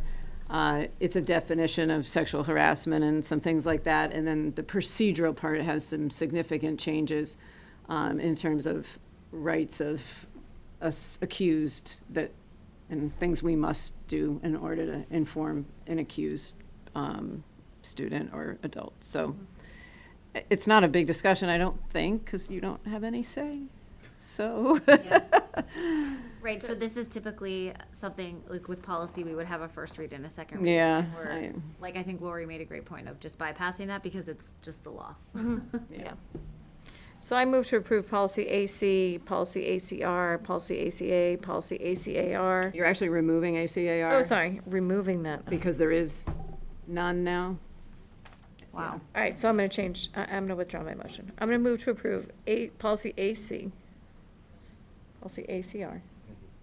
Yeah, Policy ACAR. You could just say the Title IX policy You wanna use it as as written written. in Alright. the agenda. Sorry. Policy Too many as ACs. written.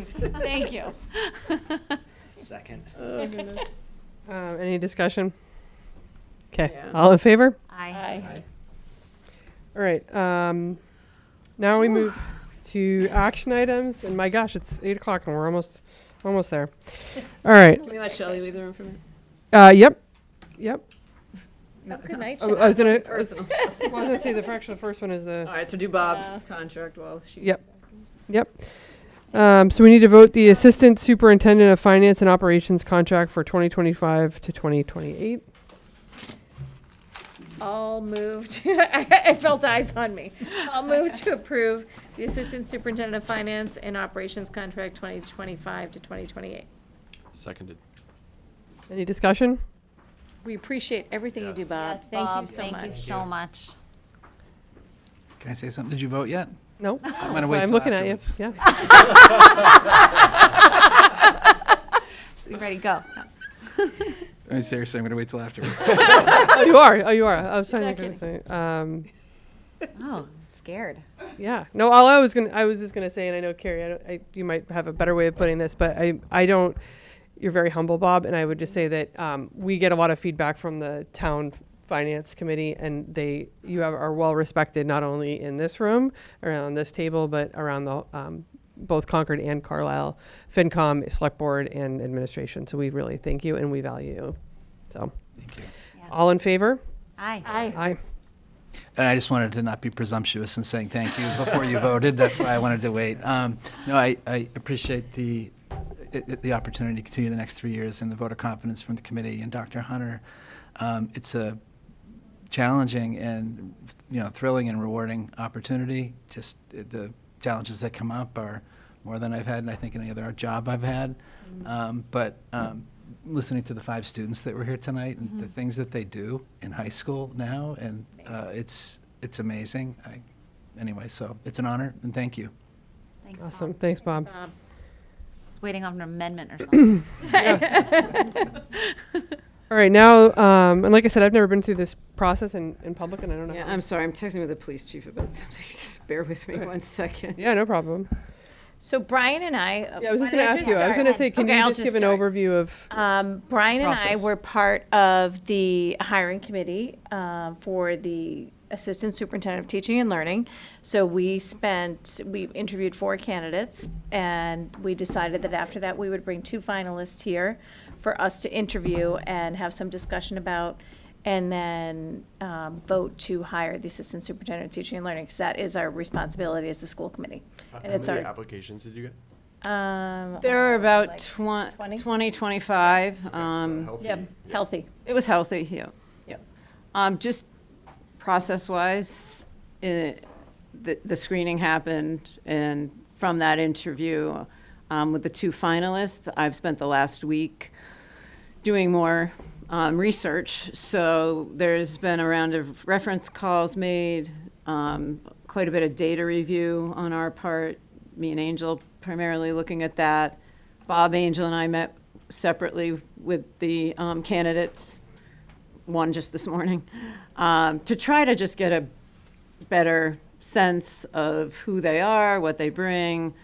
I think it's great when you're in a position of having 2 really strong people, and now you're sort of weighing different things, knowing they both could do the job, which is always a great finalist situation to be in. I'm going to leave it there. That's process-wise. And Tracy and Yeah. Brian, you were part of the four once it got whittled down to Yeah. 4, and then how do we get to the 2? Just for public record. Yep. So with the interview of the 4, and there were 10 to 12 people in total? Yes. But we all filled in evaluations just on our impressions, and those were reviewed. I also just think, you know, going through it, some of it, if you were in the room, Mhm. you know, Yeah. there were, you know, Yeah. it was, we've all been through interviews, you know. Yeah. Right. Some people, you know, just do better than Mhm. others. So, Mhm. yeah, getting that input from everybody who was part of that, and you know, reviewing what people put in, and Mhm. where we are today. Yeah, and I think that the two candidates that we recommended, you know, it is, some of it is based on fit, like who do we feel, I mean, we obviously have qualified candidates in front of us tonight that we all saw, and I think the question is gonna be, who is the right fit for Concord and Concord Carlisle? Well, the hardest thing for me, and being somebody who did a lot of hiring and organizational structure for a living, there's some people who interview well. We only got a 25-minute window into each, so there's so much more to just an interview. So obviously I've seen their backgrounds and everything, but how do we want to go about really having a discussion on the fuller picture? Like, we know that Anne has taught, I mean, been a part of the administrative team in Everett. Shelley's had experience in Waltham, both of them previous experiences, but anything else that we want to talk about as a committee? Because like I said, it's flash pan. There's some people who do really well in that setting, and I just want to be mindful of that. But also they both bring great experience, like you said, so I'm just trying to deduce that. Are you able to give an overview of some of the data that you looked into? Yeah. Yeah, and I'll give you some feedback. I mean, yeah, all right, let me try to do this in a thoughtful way. Yeah. And it, you know, Shelley's been interim, right? Yeah. So there's a different lens there just because of that. I'll start with Anne, because she's the lesser known to all of us. And so this is what I've learned in the last month that we've been working at this. Anne's really articulate, really competent, been in a school district that's had a lot of challenges over the last number of years, both leadership and otherwise. Very diverse population of students. And we are really in awe of those districts. I mean, the shelter's been so eye-opening to us as a school system and what those districts are doing on a daily basis. In terms of what I've seen in her work, she's very systems-oriented, very structured. High-quality materials is clearly her mindset.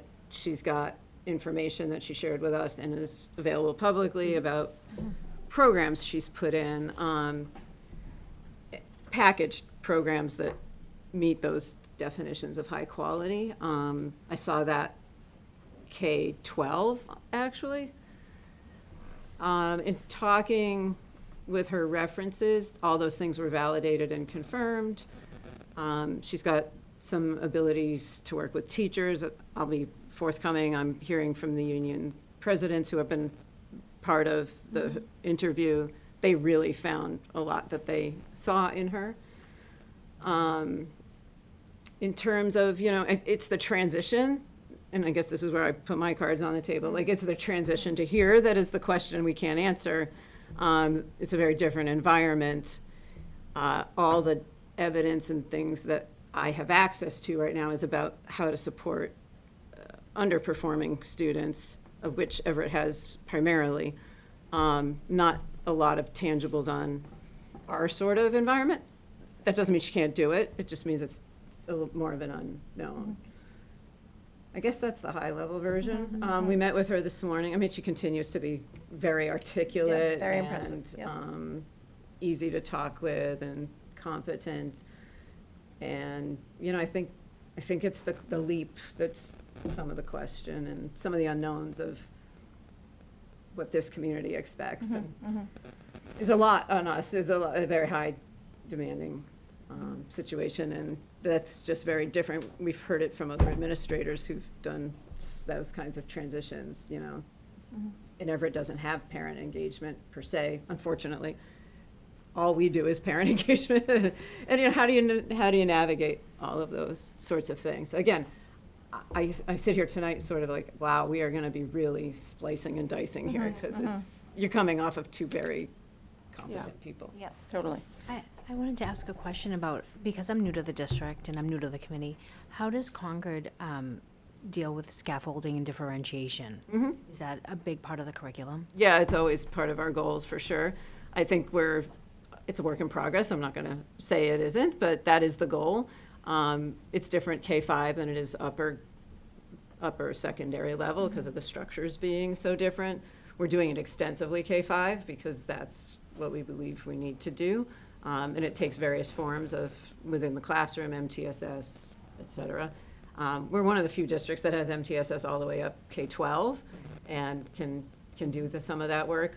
That said, we're always working on how you differentiate in content environments at the high school.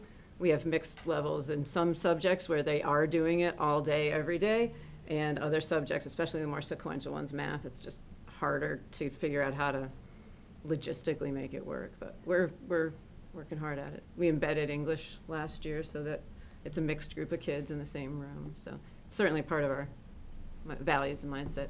I've heard that from both of them as a priority and goal that they have. I have a just org chart question. Mm-hmm. Her current title is the Director of Instruction Yes. at Everett.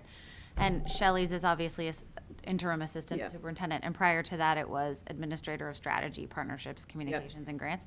Can you speak to, because you have a better sense of the internal, like what is? No, that's part of what I asked Everett when I what talked are those to them. like what? Yeah, where I does that couldn't fall? default it Yeah. totally from what I could see. Like how big of a jump is this for her compared Right. to how big of a So jump it Everett, was for Shelley? the way it was described to me through the reference call was she's definitely overseeing instruction, teaching and learning. Regular ed more, and hopefully I don't get this totally wrong, but regular ed, EL. SPED has been pretty siloed. They're trying to really consolidate. So what I heard was that the assistant superintendent position that's there, which is above Ann, is meant to corral it all together. And they've got a number of directors. Some work under Ann, some work parallel to Ann. And now, so there's this assistant superintendent of, I forget the title of teaching, where they're corralling, even SPED is under that now. And and ESL, which is obviously one of Ann's fortes, is a big department for them. They're 44% ELL. Trying to merge it all together. So she's a piece of the merge, a big one. But there's now someone above her that is really responsible for it all coming together. And if you look at their data, and I'm sure she would understand that this is a fair statement, they've got a lot of work to do. They're averaging at 20 and 25% meeting expectations on MCAS, which we understand why. There's a lot of variables to work through there for them. So I think they're trying some different structures, especially as the leaders have turned over and they're trying to figure out how to make more progress more quickly. And I guess, I had the benefit of also sitting through Shelley's first interview last year, which was a very different process because it was mostly administrators doing the interview. And she does have extensive grant writing. Something that came through that really spoke to me when she spoke this year, she touched on it a little bit tonight. She's like, I went to Brookline and it was a very privileged community that she went to with, and she talked about her mother that, really didn't speak any English. So I do think that Shelley brings a very different perspective to this role that's important to me. And when she said tonight, I actually wrote this down because I quoted it. Equity is everyone getting what they need when they need it. And I guess I heard that and I think about all the work that we have done. I think about the ask of the CCTA and their diversity in hiring that we did. So that comes through more to me with Shelley and her commitment to equity. She talked about deeper learning. That's something that we are very interested in as a district. I didn't hear that from Ann's interview. I think that they're both, very articulate, very qualified candidates. This is a central office job. That's where I bring my teacher hat to this sometimes. It is, it is very much, you are the assistant superintendent, and we have Bob's our assistant superintendent, Lori's superintendent. You're in the central office mostly, and you're really going through curriculum. I think about bringing in a new literacy curriculum, which, Shelley's been working on all year. And so just jumping into this role, I feel like Shelley is in it right now. She knows exactly where we're at and where we're trying to go. When I did my evaluation, I'm just unsure of the fit for Anne, just based on the district that she would be coming to us from. It's very different than Concord, and I think that Concord and Concord Carlisle, and we have very high expectations, and it's very parent, I wouldn't say focused, but parents are active, and you hear from a lot of parents. So for me, I am drawn towards Shelley for this role, just because I do think that the stability of the district's important. She has been on a year-long job interview. We know what we're getting. We know what she can bring to the table. And I do look at our strategic plan, and I think that we need to really put our money where our mouth is. I think I echo quite a few of your sentiments. Like, listening tonight, I would love it if we had 2 roles and maybe between. That's what I thought earlier today. I know. Like, you just never know. And bring her in, but I do keep coming back to the fact that Shelley's been around for a year. She's been part of it. The ramp time to bring anybody net new in, and I think we got to factor that in, because we have done so much in this year, and we want the next year to continue to be a success with some of the things that we're moving forward on. Yeah, I think Michelle, we can go through this. We haven't even had a chance to onboard together yet, but I think one of the things that I always refer to at each meeting is the goals that we set as a committee last July, and then ratified, so to speak, in the fall, is when I look at the goals that Shelley has purview over. So, for example, benchmark and review participation in an offering of AP classes, ensure this is reviewed through an equitable lens and achievement gaps identified. We dug into that quite a bit. I know Aisha's on, or we may have just lost her. She was on earlier. She was the one that really was driving the K-8 IEP analysis. Shelley's been a part of that. I think we see such a sliver here, but there's actually been a tremendous amount of work done on that. And Shelley's been right on the forefront, and I see the efforts that she has in that. I think, to your point, what I still gravitate towards with Shelley is that lived experience. And I think that's what she brings, is that I think some folks can talk about it, but I think she has that lived experience. I actually really liked Anne. I was pleasantly surprised with how great she was. And to Brian's point, I wish there was another role. I think, given that Shelley's been in it, and she's made such great strides, even the AP classes, I don't think anyone understands the pressure to make a change at the high school level for those and the starts that she's gotten there. I think that the achievement gap that we started to dig into in November, we had some really honest conversations, and I think she's, again, just spending so much time day in and day out on that. It's not like a monthly thing. She's living and breathing that every day. And then again, I go back through to, we have a whole goal on the achievement gap with 2 SMART goals on that. She's meeting it based on all of us. All 7 of us have been agreeing on it. All 9 of us. And so I look at that, and I feel like she's just getting started. Yeah, I think I want to give her the chance to continue it. Yeah, I mean, in transparency, Brian and Tracy heard me say this to the group last week. She's been in a really interesting spot, because I have really told her, there's a lane and you're going to stay in it.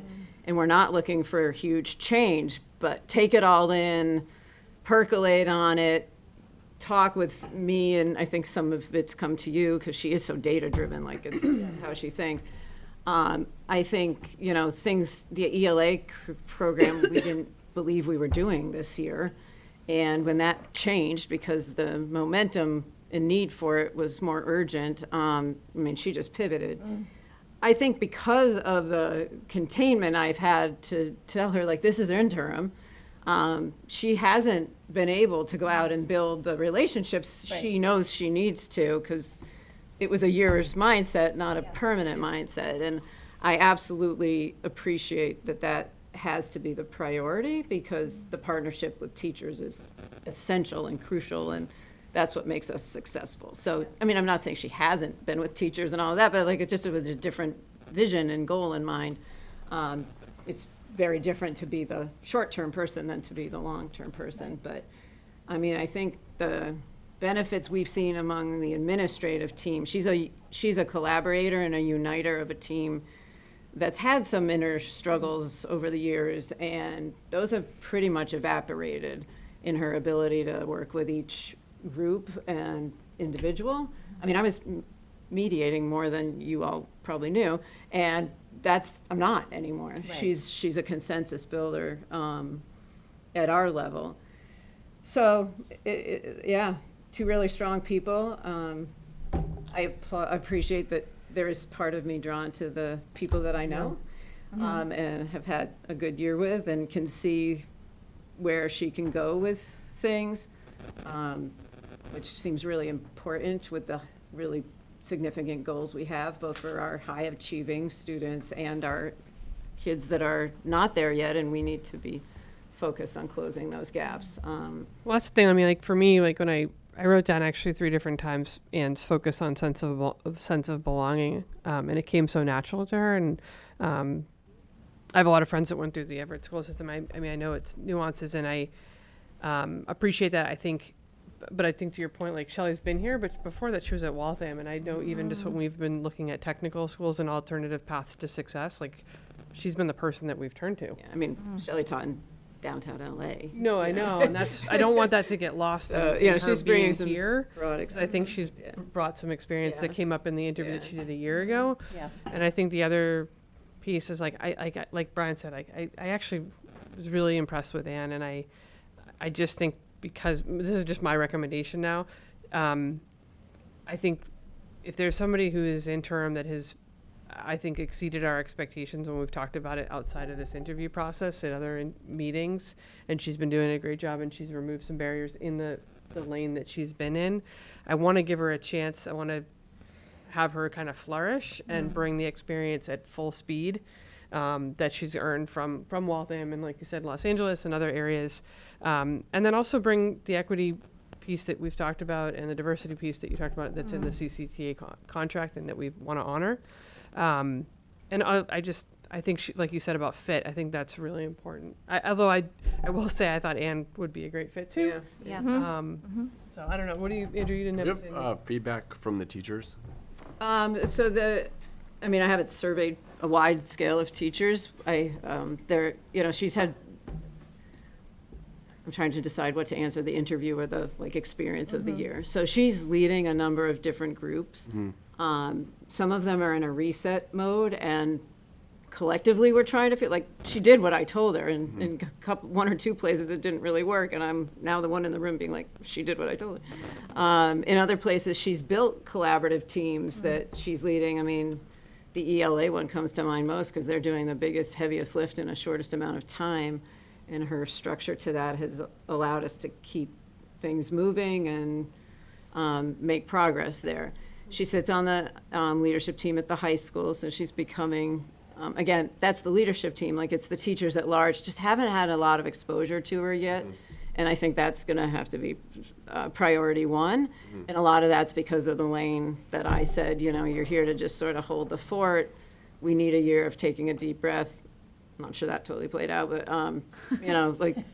just be We're replacing our ELA take it all curriculum, in, that's not and take a deep breath. we're going to just catch our breath here for a little bit before we figure out what the next big list of priorities are. However, she, through all of our communication, was very quick to be sure we cared about achievement gaps and some of the other things, and she took little nuggets of things that had started and has kept them moving and made them more available. So that part's been really important. And did you ask if Anne, does she have a role with the school committee? I mean, obviously, totally different structure in Everett, but does she have any type of interaction with the school committee at all in that position, or no? Don't know for sure. Okay.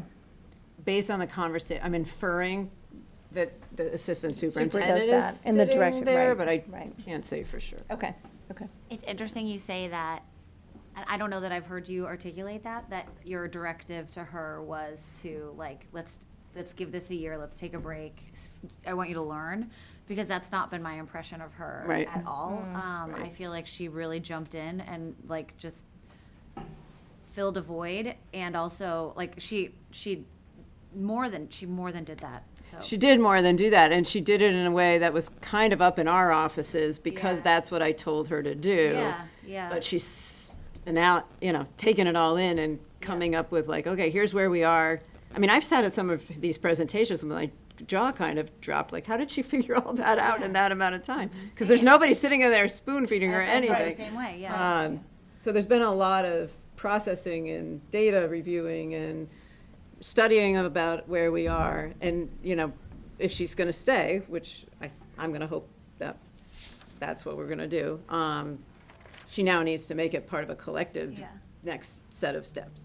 I like not to reiterate what everyone has said, but I just want to. I thought Anne was incredibly articulate and knowledgeable, She and is. I feel like we'd be having a very different conversation if we were having this discussion last year, where they were both fresh candidates. But I think knowing what we know about Shelley, and I like the notes that I wrote down that just like really struck with me. Like I think one thing that I picked up on that I haven't heard said is that I really love how she talked about in this question about curriculum, which is a huge part of this job, the balance of rigor and SEL. Yes. And I think Anne did a wonderful job talking about SEL when asked about SEL, and there was such a different mentality from Shelley about how it's actually woven into everything. And I have SEL, like, in every question that was asked, she made it a point to talk about the health, the mental health, the wellness of our kids. And I think that is so front of mind for me as a parent, as a community member, but like we talk about it all the time. So I loved that balance of rigor and SEL, because I think that's so important in a high performing district where like stress can be, it can be over the top, it can be paralyzing. So anyway, I think I share everyone's sentiments. I think that from someone who doesn't know either of the candidates, I reviewed all the information that was shared prior to this meeting, and I had an idea of who I wanted before I came in here, and that idea changed after the interviews. I thought they both did a great job interviewing. They're clearly both very qualified, but I have to say Anne had measurable goals that she was able to just answer questions with. They weren't just ideas, they weren't just things that she had done. She was able to just break them down, and then she was able to come out with facts from the Concord district that she researched in advance, which I was like I was incredibly impressed by that. It was really, really interesting, and I really do enjoy the fact that she works with such a challenging demographic, because I believe it's a lot harder to reach children that are disadvantaged than it is to the higher achieving, because when you work upwards, it's a lot easier than going backwards. It's harder to reach the kids that are struggling academically than the kids that are high achievers. If you can work with kids that are having a hard time, you can 100% reach the kids that are high achievers and adjust curriculum to help them advance. So I think that, it sounds like you guys have made your decision, but I wanted to just say my piece, because obviously they're both great candidates, but I enjoyed the fact that she had the measurable goals that could be. So it's funny you say that, because I think when I was listening to Shelley, I was like, that was my only critical feedback, and that's why I said I did with the interview. I think on a pure interview standpoint, like if I was her, like if she was working in corporate with me, I'd be like, you got to work on your interview skills, because there were so many, like if you had seen her presentations earlier in the year, like she has it. And I'm like looking at her like, talk about it. And that is the advantage of coming in as a internal candidate, because we know it. But I'm with you. And like, I think that's what I struggled with as I was listening to it. I'm like, geez, this is really good. Like, and she did. And I know Shelley has it, and she didn't come out with it. And that is the advantage of it. And I think you're right. And it's worth noting that. And I think as we give her feedback, I do think we should share that with her, that she needs to, if she ever were to interview even internally for another role, or even going out with parents and explaining what we're doing, just to be really clear on her achievements, because Like I said, she's done 2 presentations with us and has been really great with the data, and I was surprised that didn't come through in the interview. So, totally hear you. And I think part of that is because we've seen the presentations, right? So it's hard to say like, oh, let me tell you all about my presentations. It is hard to interview internally because we do have all that knowledge from before. Yep. You know? I talked to a couple teachers, and the feedback, being very honest, was very mixed on Shelley, but your anecdote would explain some of that you've kind of governed her in a way. Yeah. But I agree, based on the 20 minutes, my vote would be for Anne. For the reasons you said, I think she's very confident. When you talk about getting in front of parents, you need very confident administrators like you are. And, you know, I don't know Shelley to be that person, so I agree. I mean, that's the thing, But it's 20-minute interview. Based on the I don't have- 20-minute interview. I know. If it's on the 20-minute interview, it would have voted for Ann as well. I think, like I said, I go back to the diversity piece and the equity piece and lived experience. I think, I'm going to try to think of a nice way to, like a appropriate way to say this. I think we've had the opportunity to see Shelley do the work, and she's less focused on being who we want her to be or we're comfortable with. I think Anne would do great with a certain population. I think Shelley just is really great in being true to herself and the experience that she has. And I think she has you, and she has like a lot of the principals that can do some of that public facing components as needed. And I'd love to see her like have the opportunity to really show her stuff on her own.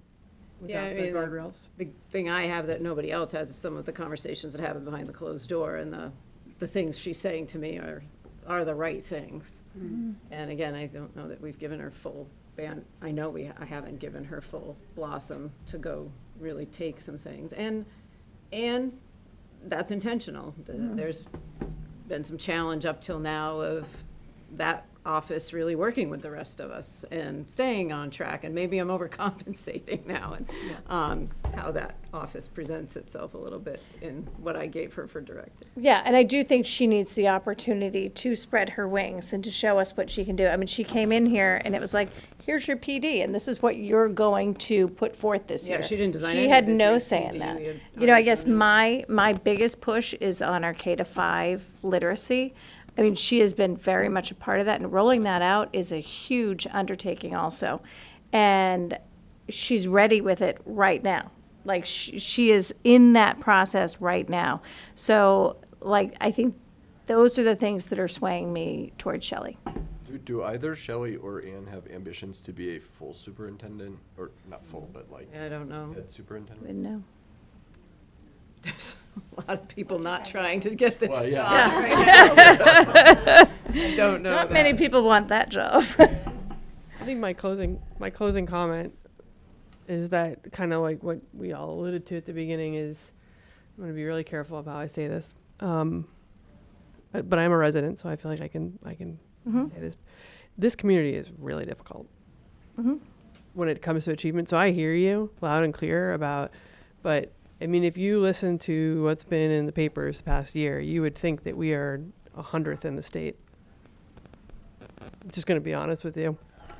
I mean, I listen to things and I'm like, wow, that's interesting. Like, we're the top STEM school in the state, top 5 in the country, and you would never know that when you talk to people in town. Come to Boston. Yeah. Well, I mean, it's like, and I think that's okay. Like, that's the pressure that we all sign up for, and 2 folks in the audience signed up for, and that's okay. I mean, those are high standards, but I think that is something to get used to, and I think Shelley's seen a glimmer of that, and that's really difficult to walk into. I don't know.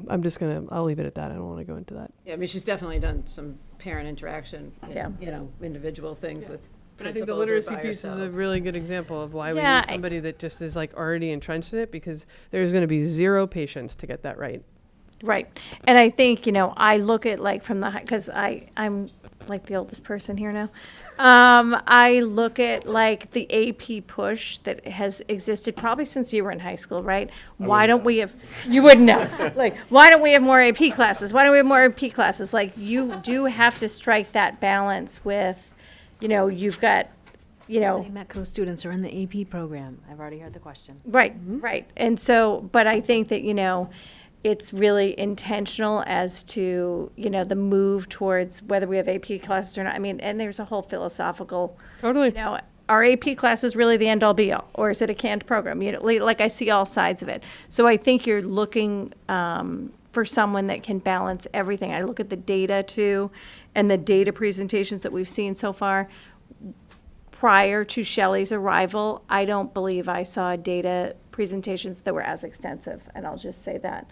Her grant writing experience, that's important, where the towns are asking us, where are the grants? Like, are you writing grants for instructional materials? I do think that Shelley does bring that background to it also. And my question just with Anne, and it was what I put in my original feedback was, is she the right fit for us? Can she do the job? Yes. But I think that, we really have to look at the fit, whether it's, stability amongst the central office or amongst the principals, like that is very important. Districts are fragile. And I think, it's our duty as school committee members to just provide consistency in the district and really high performance.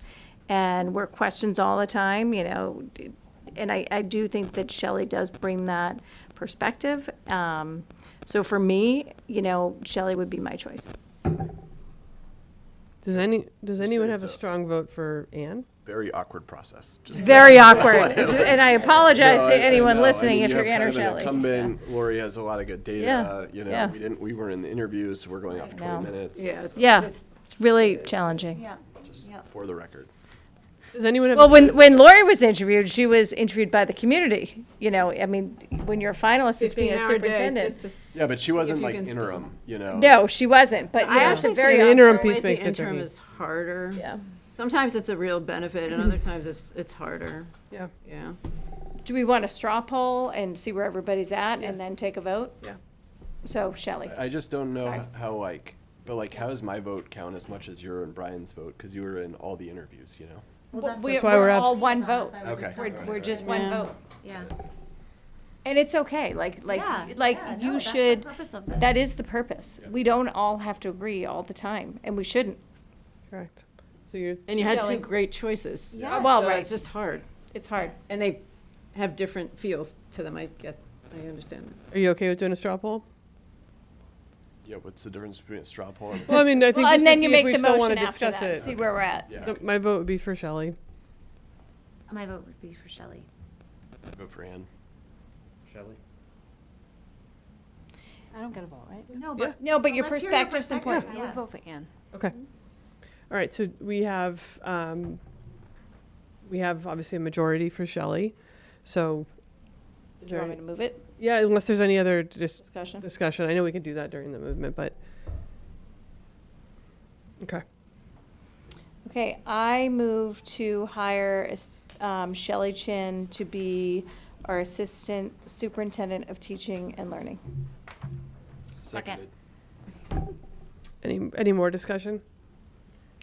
Well, they are both excellent candidates, and I think, they both went through an extensive process with us. It's really difficult to be interviewed by the school committee in public, so I appreciate both of their willingness to be part of that process. I think it's important. I think it's important to do it publicly. It's a big job, so I just want to thank both Anne and Shelley for what they've done. I would echo that, and I would say that if there is any role within the district that Anne is even remotely close to, I would love to have her here, and I would definitely pass on the feedback to the Carlisle team because, my gosh, that was much closer than I thought it was going to be, and I was really impressed with Anne, so I just want to make sure that's clear. Good. All right, all in favor? Aye. Aye. All right, we have last thing on the agenda is actually the executive session. Executive session. So, All can I right. get a I move that the Concord Carlisle School Committee will enter into executive session under Purpose 3 of the Open Meeting Law to conduct strategy with respect to collective bargaining with the CCHS tutors and not to return to open session. Thank you. All in favor? Aye. Aye. Okay. Thank you.